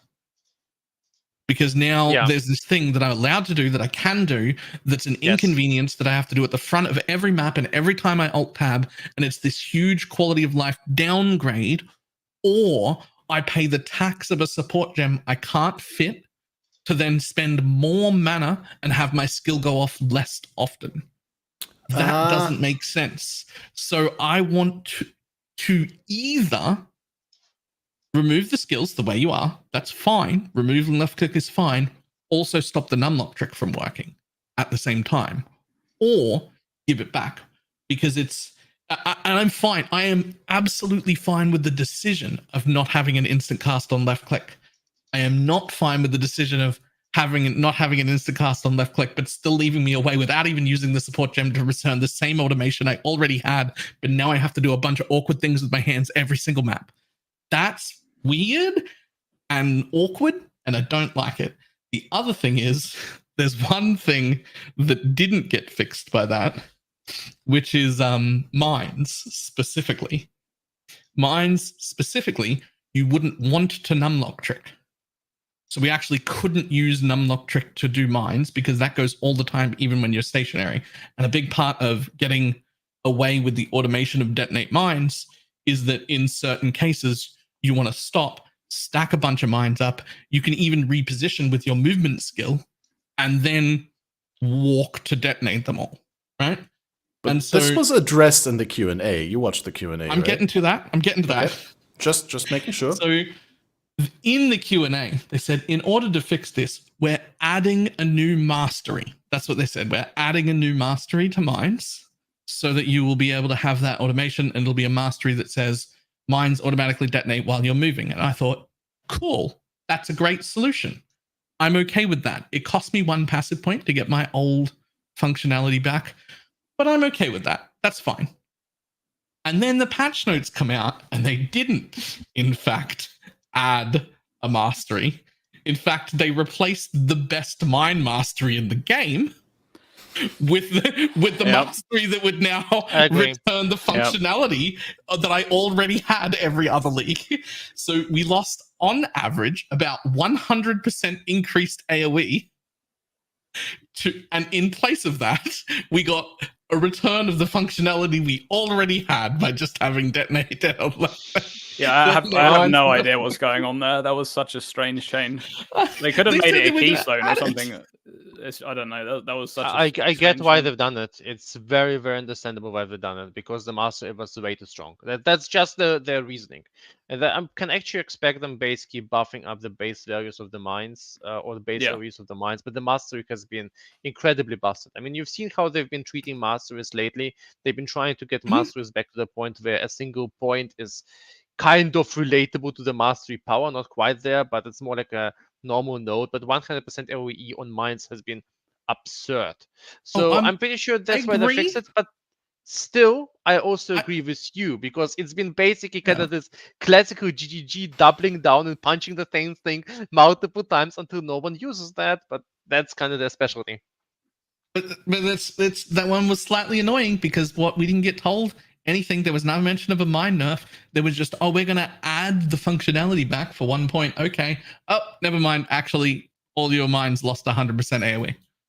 Well, I mean, I get it that it feels like that, but it could be completely different decisions, that they said we want to add this mastery, and that someone else who balanced was like, that mastery is way too strong, that needs to go. And now it looks like they replaced your mastery with the new one, where those two changes may have been completely unrelated. They could have been. That could be right. But it doesn't change how you feel about it. I get that. It feels very sneaky, and I don't like it. I just don't understand the call to arms keystone change either. It makes no sense at all. Like, you already removed left click instant skills, so those builds that were using instant warcries would now need to use it, either number locked, like Balamage said, or on a different hotkey and holding down a different hotkey. But that single and also, what is the new keystone even? There's some kind of like minion keystone now. It makes your warcry buffs affect allies, or maybe it's like a aura supports on minions. But losing instant warcries is just a giant nerf to a few very specific builds. Like the builds that use things like Enduring Cry, that they're just going to use the new warcry support. They're going to find a way to use it, or they're going to use something else. They're going to replace that with something else. But those very specific builds, like General's Cry, they were just completely squashed by that keystone change for no reason.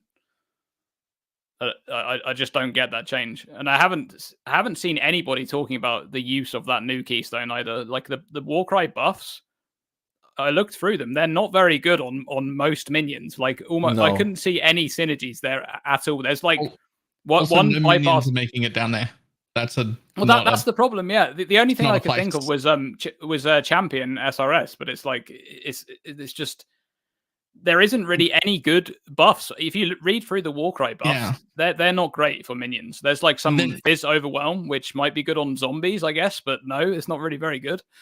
And then even if I could get there for free, I can't think of a single minion build that has spare sockets. Yeah, I'm always using 1 or 2 unset rings, and then still missing 2 or 3 things I'd love to have in the build that I've just had to decide not to use because there aren't enough sockets. Like I've never had a minion build that had 3 sockets. Never. Yeah. Yeah, there was something else I wanted to say, which was related to what you said.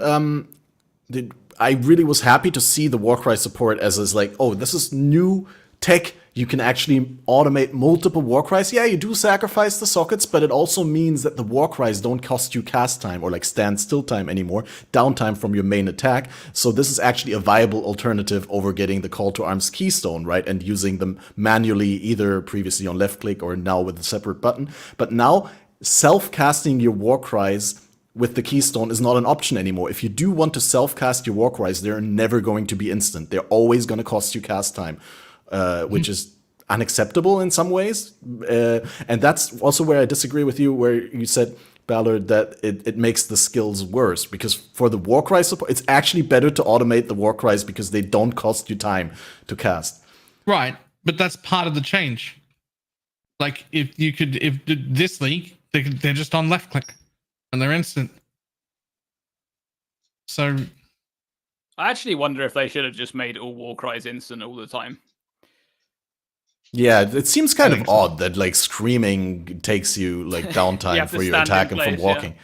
Yeah. to yell real loud, you can't attack and swing your sword you can't swing your sword at the same time as you yell. Nah, it takes too much effort to take that deep breath, right? So you can yell loud enough. Couldn't raise your weapon at the same time. But something else you said I wanted to respond to is like there was a similar problem with Second Wind in the past, where Second Wind would grant not only the +1 cooldown to non-instant skills, but it would also grant cooldown reduction, and then Second Wind was used on any skill that had a cooldown because you just wanted to get the cooldown recovery rate increased. So while I do agree with you that the malices on these skill gems are way too big, I don't think they should be inverted to bonuses, because that would lead to that same situation. That it's just better to run that.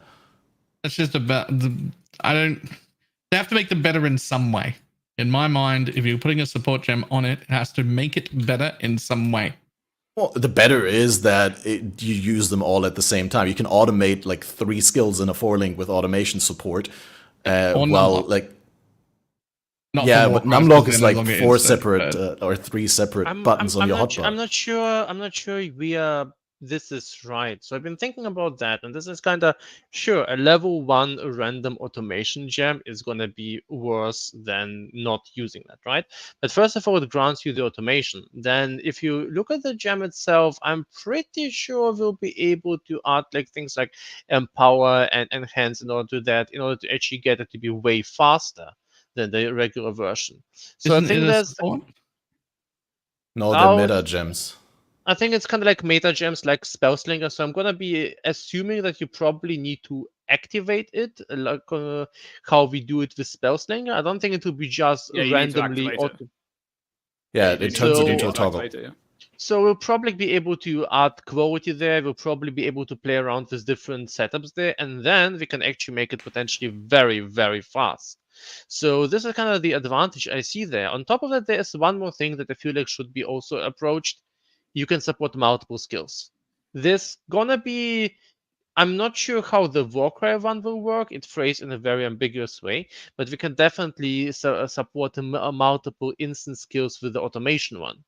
So I think that might actually add a lot of new things, and it also kind of is adding a lot of design room for future supports. I'm definitely with Baro in the sense that we've seen this happen in the past. It's kind of like the second wind thing, right? So when they basically no one uses second wind now, and previously we've been adding second wind in order to get an additional charge and lower cooldown. Now I don't think anyone uses second wind outside of very, very specific niche scenarios. So it's kind of like a support gem making things worse. And this is somewhat how I feel about automation as well. But I hope that the numbers will work out in a way that with enough investment, you can actually make it into an advantage. Okay, you've slightly changed my mind. On the cooldown front, I think as long as it gets to like even roughly, I'm probably fine with it. I think maybe I'm just upset at the mana costs. I think it will I be don't think it even should with have the any. 20 quality. Because I don't think it should have any mana multiplier. Just at all. That should be free still. Not that the No. skill should be free, just that the support shouldn't change the cost of the skill.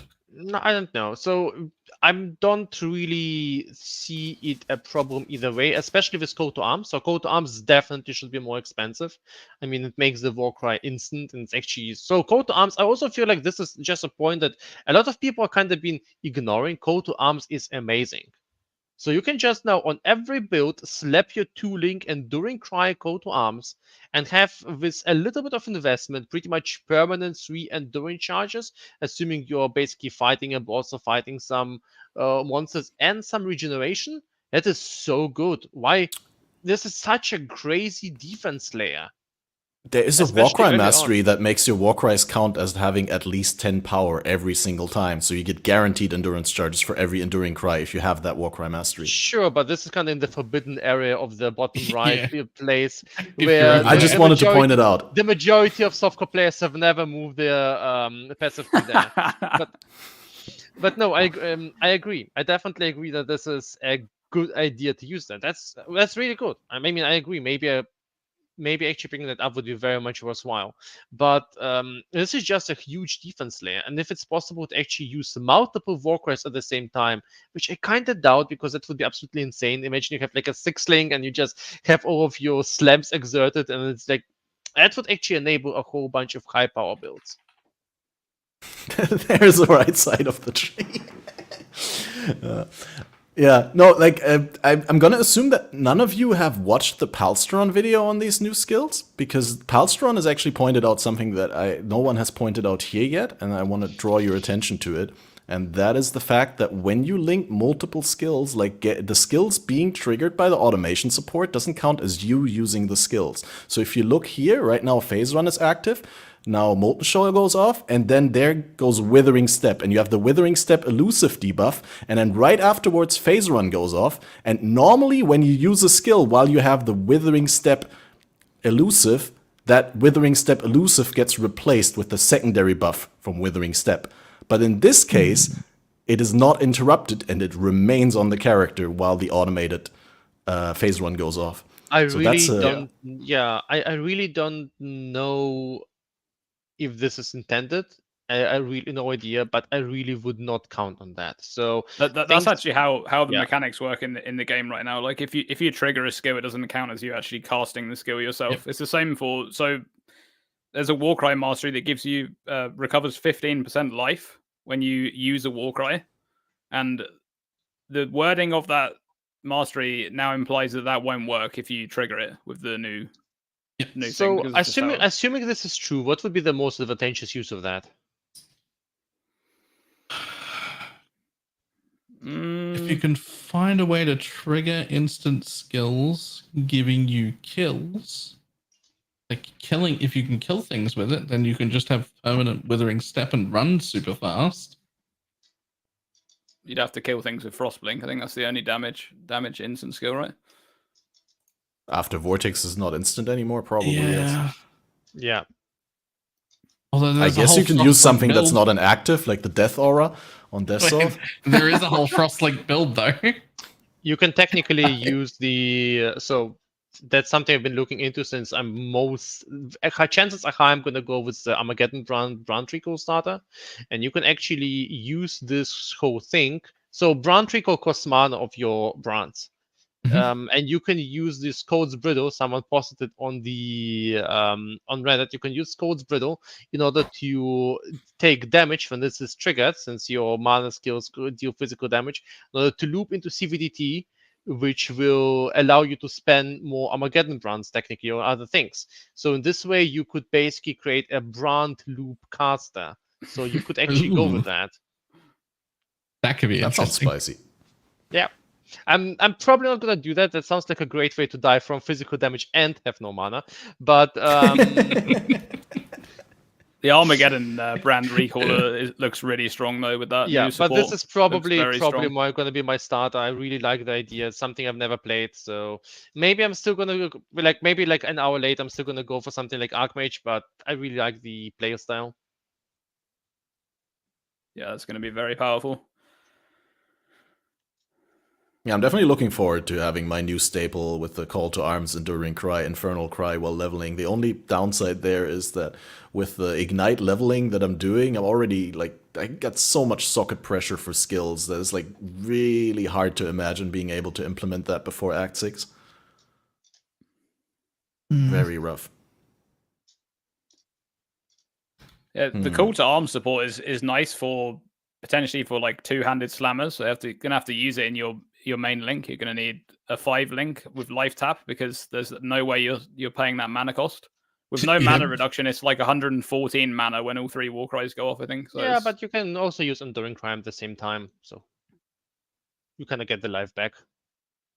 But Yeah, you probably yeah. you can go like for a 6-link with life dab, coat to arms, 4 warcries, and then you can Yeah. use another 6-link, and you'll be very much fine. And if But this the is problem actually with some, sorry, yeah, that is that's a great point. You can, but the trouble with melee builds is totems didn't get fixed again, and socket pressure is absolutely ridiculous on those builds. It I is so agree. bad.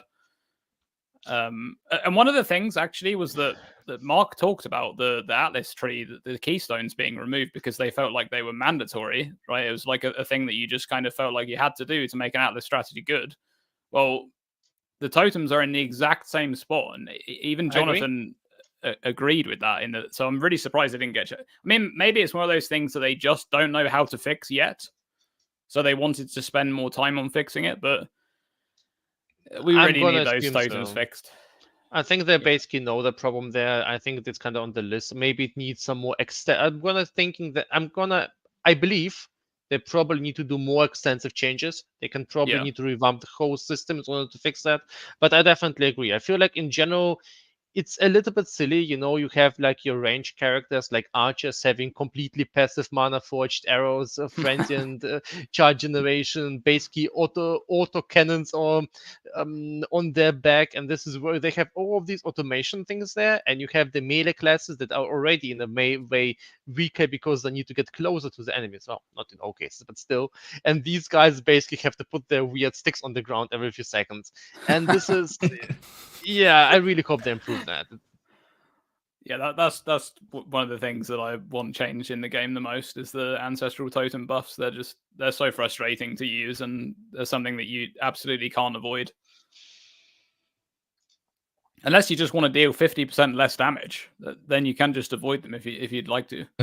In my mind, just buff all melee skills by like 50%. And then just get rid of the buff from totems. Basically just roll the totem buffs into the skills. Maybe at a little bit lower numerical value, because then you have permanent uptime and no micromanaging, but... Nah, melee's already weak anyway. If this results in it being a little bit buffed, who cares? Just roll the full power of the totems into every single melee ability, and then just get rid of the buff. I honestly would like them to maybe go for more of a Mirage Archer approach, where you have your totems and you can activate them, and they're kind of like banners on your back, and they beat on enemies, and while providing you with this melee buff. So I do like the idea of melee basically having its own kind of flavor. We have like different flavors to different classes, right? So, and interesting support skills. So Rangers have their Mana Forge Arrows, and Mirage Archers, I said before, and Ballistas, and casters use Arcanist Brands and Enhanced Curses, and Summoners use Convocation, a lot of support minions. So I don't want basically melee to just be go there and beat something with right click until it's dead. So it would be cool to have their own flavor of interesting things.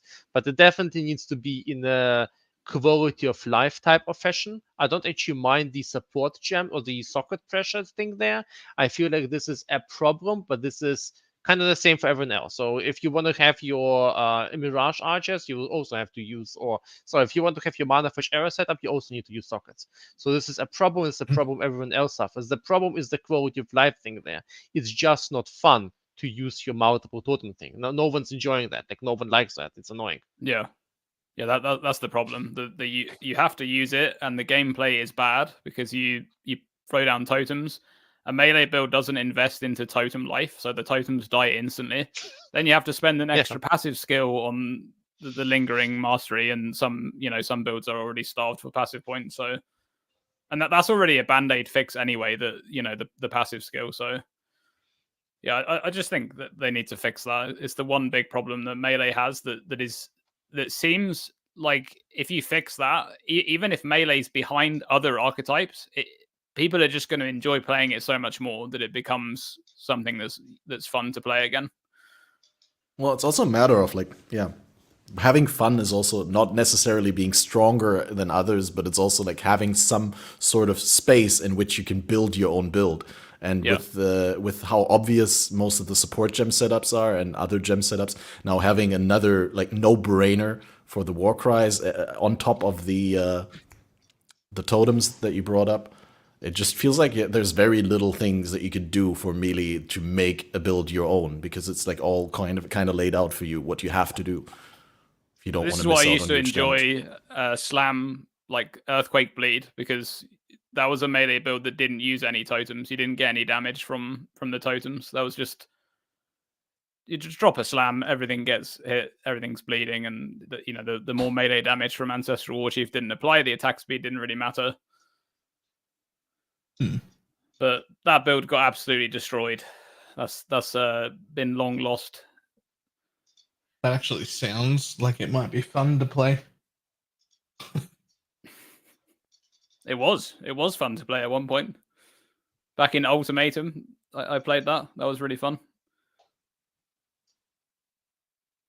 So I've tackled most of the things that I wanted to talk about specifically. I mean, there's tons of other things, so we can't go over the entire patch notes. There's so many changes. But is there anything that you guys wanted to talk about specifically before I deplete all the rest time with a silly topic when you guys actually have the 5-head talking points? I want to plug something. Path of Pathing? It is exactly that. I wanted to bring that up earlier when you talked about your build tree plans. Go for it. Should I show it, or do you want to share your screen? Oh, you should absolutely show it. If anybody hasn't seen Path of Pathing yet, it is a new Atlas tree planner. It's already updated. I'm going to link it because people can have a look. And basically, it lets you do a whole bunch of things. But the main thing, the most important thing, is it lets you almost automate a skill tree where you can just click essences and it'll path the most efficient way to take every essence node. And then if you click something else, like you click shrines at the same time, it'll repath the entire tree the most efficient way to grab all the shrine nodes and all the essences. And then if you decide, how do I select all the essence nodes? Is it like shift click on essence? Click the essence bit in the middle of the wheel. Right, in the middle, right. That was Torment. Okay, yeah, here. And then you can block off a specific node. Like, let's just say, for instance, that the essence wheel on the left was something you didn't want, but you wanted all the others. Well, you can click that again, and it'll put a little cross on it, and it'll still select all the other essence nodes, but it'll just repath thinking this one is not worthy anymore. I don't want this node, but I want all the rest of them. And so it's just auto-pathing all of your trees in the most efficient ways it can find. It's amazing. It's such a good website. It's the first time I'm using it, it's amazing. That's really good. It's missing one thing from the PoE planner, which is that it doesn't have saves. It doesn't have like your ability to have a profile and a bunch of different saves. But what was added very recently is down the bottom left, it just says open in PoE planner. And so you can just build the tree here, click open in PoE planner, and then just save the tree. Yeah. Or like, some people are also working with like text documents. You could just copy paste the URL, right? Yeah, you could put that into your document and save it that way. But yeah, a big shout out to Lilylicious, the person who is a co-dev on POB and also organizing the Badger Private League with the organizing team. We've had her on a couple of times. And just wanted to shout out because we didn't mention the name. But this is an excellent tool that we've already shown on the last Badger Private League related podcast that we did. But I'm 100% in agreement that this needs to be brought up now when people are actually looking to plan the trees. And at the point we talked about it last time, it was still beta. It still had some problems and some times when it was pathing badly and shit like that. And it's a lot better now. Since we're plugging things, I want to plug actually my own Filterblade site with a new feature that I just want to show you guys. I think especially Baro will be interested in that. Yes, all right. Please. May I share you something? Yeah, please do. Okay, let me see how this actually works. Share screen, sharing easiest. Okay, share screen. I think this is that. Can you see my? Yeah. Okay. So this is the general Filterblade site. Yeah, general Filterblade site. That's fine. So I have my filter loaded there. Nothing special, right? So right now I could get it in game by two usual ways. I could click save and synchronize, and then it gets in game there. But the problem there, it sometimes is delayed, especially if you do a bunch of changes and GG caches those. Nothing I can do about that, but that's an issue. We're aware that. There's the other thing, and this is kind of a little bit annoying, and this is then you have to download that and you have to copy it over to your folder. So we've added a advanced new way. It is basically kind of improving the download version. So it is currently in beta. You have to enable it under settings. And this here, it's called filter direct write. So what you can do now is once this is enabled, and this is stored once you've enabled once, you can click Ctrl S. Not sure if you can see it. It brings up a save dialog. And then I select the file and it stores the last file location and click save. You can see that, but it basically brings up a file dialog and it just directly writes it into the file on your hard drive, and it also saves it on your profile. So it doesn't actually, you don't actually need to do anything, and you can adjust anything here. And I click Ctrl S, and it doesn't bring up the dialog anymore because it stored the file and it stored the access to the file for this one session. So you can basically use this. And let's say I don't want to see something anymore. I'm going to go to divination cards. I don't care about these, and I just want to quickly update it. Ctrl S, and it's done. When I enable it, Ctrl S, and it's done. It also updates it on your Filterblade profile at the same time, so you don't actually lose changes. So I think this is a really cool feature for really quick editing. Yeah, that's it. No, that's awesome, because I was always like missing the feature of being able to re-import a filter that I didn't save via my PoE account, but that I downloaded. But obviously, I can't upload it, or I mean, maybe that's no. A feature You still can't upload. So this is nothing changes about that.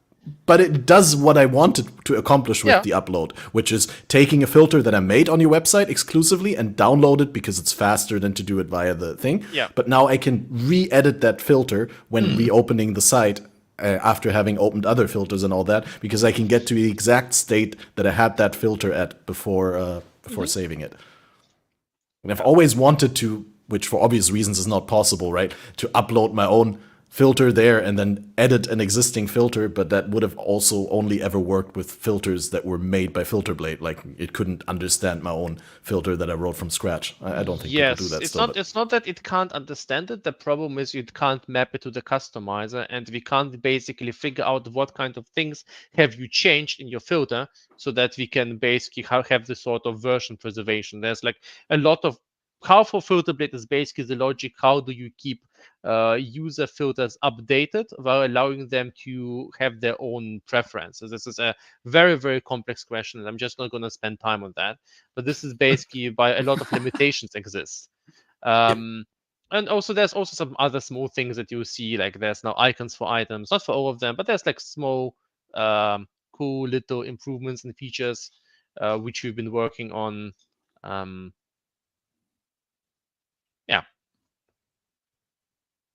It's extremely good, guys. If you've never used Filterblade, go for it. It's the way to make a filter nowadays in Path of Exile. I don't think anyone, I don't think there's any merit to doing it outside of Filterblade at this point. There's just, you streamline so many, decisions that happen in the filter making process, and the steps that need to happen in order to make the changes that you want to make. It's so much easier. I just a couple of years ago, like 3 years ago, I'd download filters from Filterblade, and then if I wanted to change one item, I'd go into the code and change it myself, because I didn't have the time to work, to understand Filterblade. But now that I know how it works, everything, also thanks to Balor for showing me on stream the other day, like a couple of weeks ago. There's so many things that I didn't know about it. It's such a good tool, and you're my personal hero for making this and maintaining this over all this time.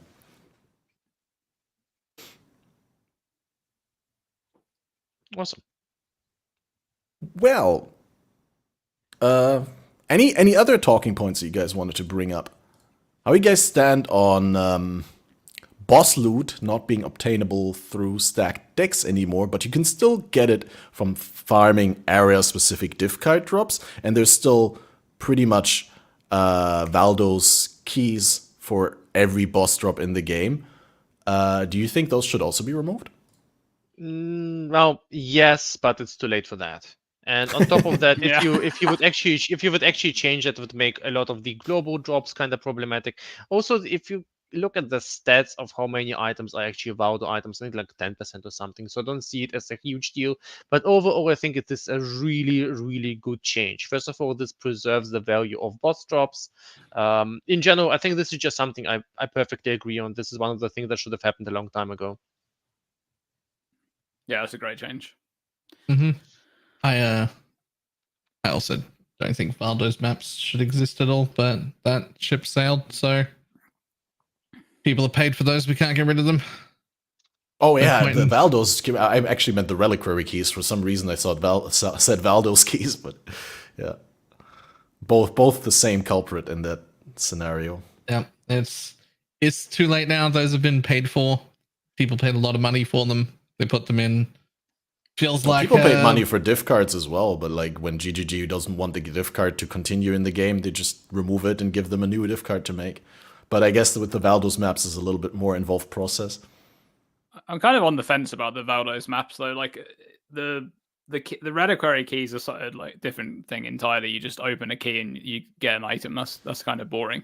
The Valdos maps, even though they're a little bit weird with the loot and things like that, they are pretty fun addition to the game. I mean, I kind of enjoy seeing people void their characters in softcore. It's something that's probably quite fun. not the maps themselves that I dislike.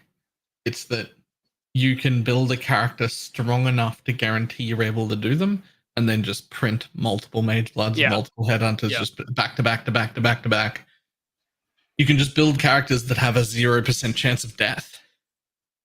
Yeah, they exist. We've seen them all of last league, and then that person will buy 45 maps for 10 div each and turn those 10 div maps into 120 div belts, and then at the end of the day flood the market with them, and I just don't like that. I'm gonna go with this is a self-solving problem. Once this happens multiple times enough people will start doing that. It's not just build such a character. It usually takes an insane investment to actually get there. And when this has become a normal strategy, it's kind of going to become its own racer niche in a way, which is interesting. I agree that this is weird, but then again, if you're building a map that is so insane that no one can complete it safely, I'm not sure if it will be run overall. So you still kind of usually, if you build such a character, you can run specific mods on this map. I don't know how I completely feel about that. I think it's fine. I think it is kind of overall fine. To a degree, the way I see it, there's a certain point until which you can basically, I'm going to call it the ordered area, until which you can kind of control PoE gameplay and can keep it balanced and useful. Kind of at this point, you have your effective damage multipliers, things kind of work in a normal way and so forth. At some point, you start engaging with such insane mechanics and overlaps and so forth, like Mage Blood and Headhunt and all kinds of stacking and insane combinations. At this point, you basically can't really have properly balanced gameplay anymore, and developers say, you know what, that's fine. At this point, you've earned your power fantasy, do whatever. 90% of the players stop playing anyway, and I think this is basically the point that's happening there. There's going to be so many less Valdos maps anyway next league. That's true. The That problem Valdos might maps are sort just itself out. dropping so much because of Affliction. Yeah, that is very true. That could sort itself out. Fair enough. Well, then I think we've crossed the 2-hour mark plenty of minutes ago. I wouldn't want to open another huge topic to delay the end. We should be reaching the conclusions. Do you want to... I think NeverSink, you already hyped people up for the upcoming filter, or for the changes that you already made to Filterblade. Does anyone else want to plug some content? I know you have been uploading videos quite frequently, Dreamcore. Do you want to spoil an upcoming one, or you want to promote your current one? I'm just uploading most days at the moment. Lots of like mechanics things, interactions with new items that are being added with old items. Just more of the same, really. If people like that sort of stuff, that's the kind of content that I make. The kind of content that I make is something that I wanted to see on YouTube before I started, and it's like less of, build guides. Here's how to play a character, and more of like, here's what you can do, and inspiring people to do that themselves and add those things to their build, or maybe create their own build.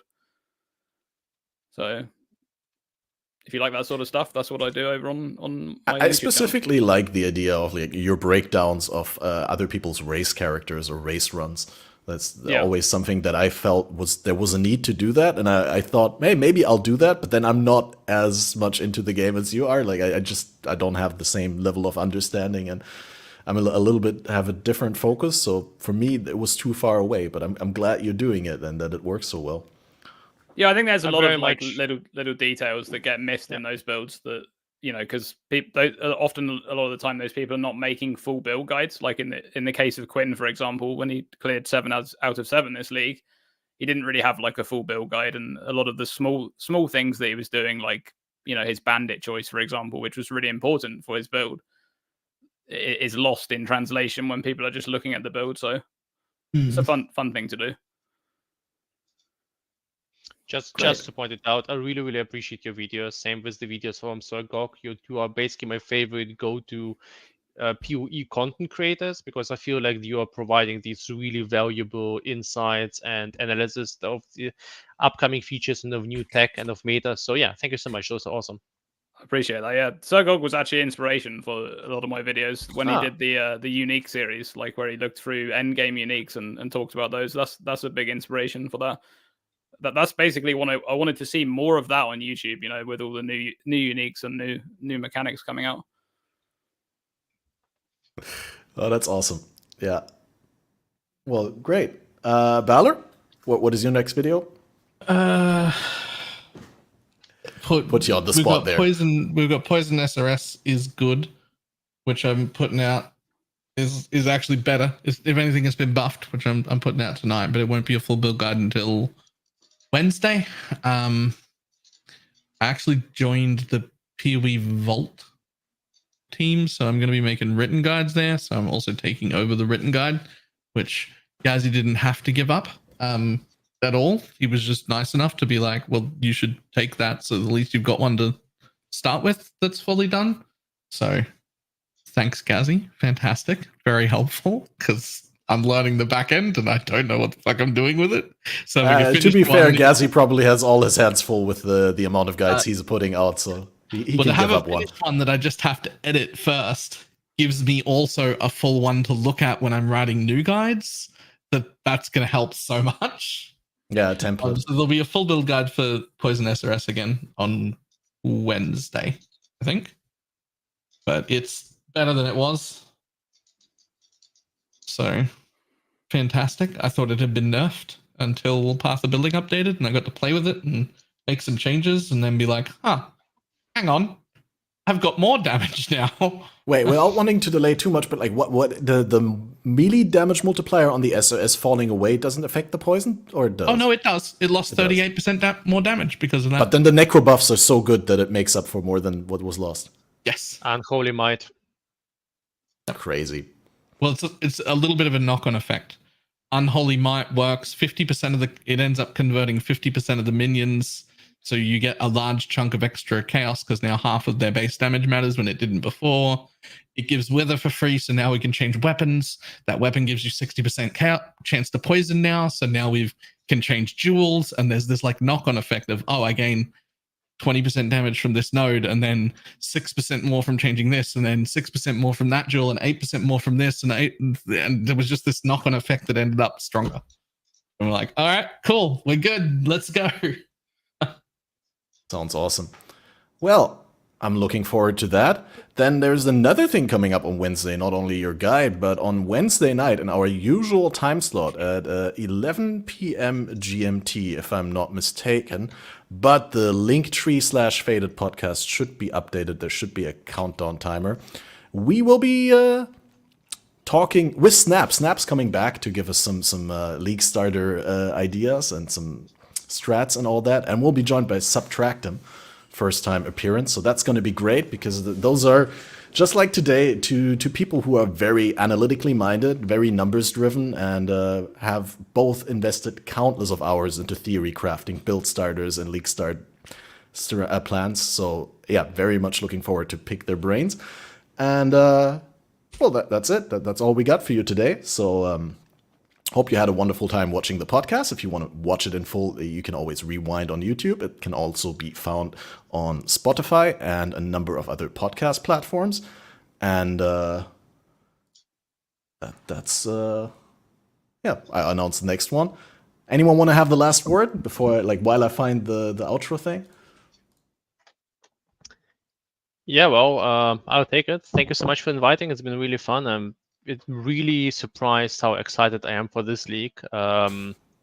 there's just so many things coming together. And I mean, been playing the leagues and PoE since closed beta, and it's still fun and it's still pulling me back every 3 months. And now there's PoE 2 coming up. I know we didn't cover it this time, but there's still also, this is another really huge topic that's been, despite some hiccups here and there, I'm still super excited for that as well. So yeah,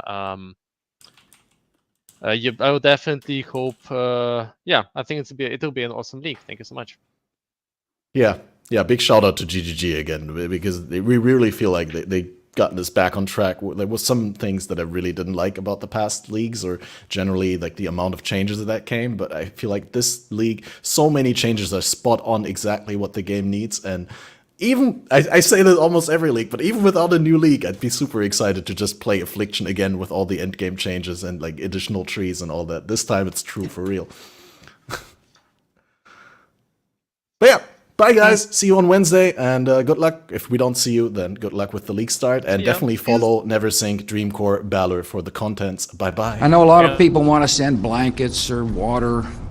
Just send your cash.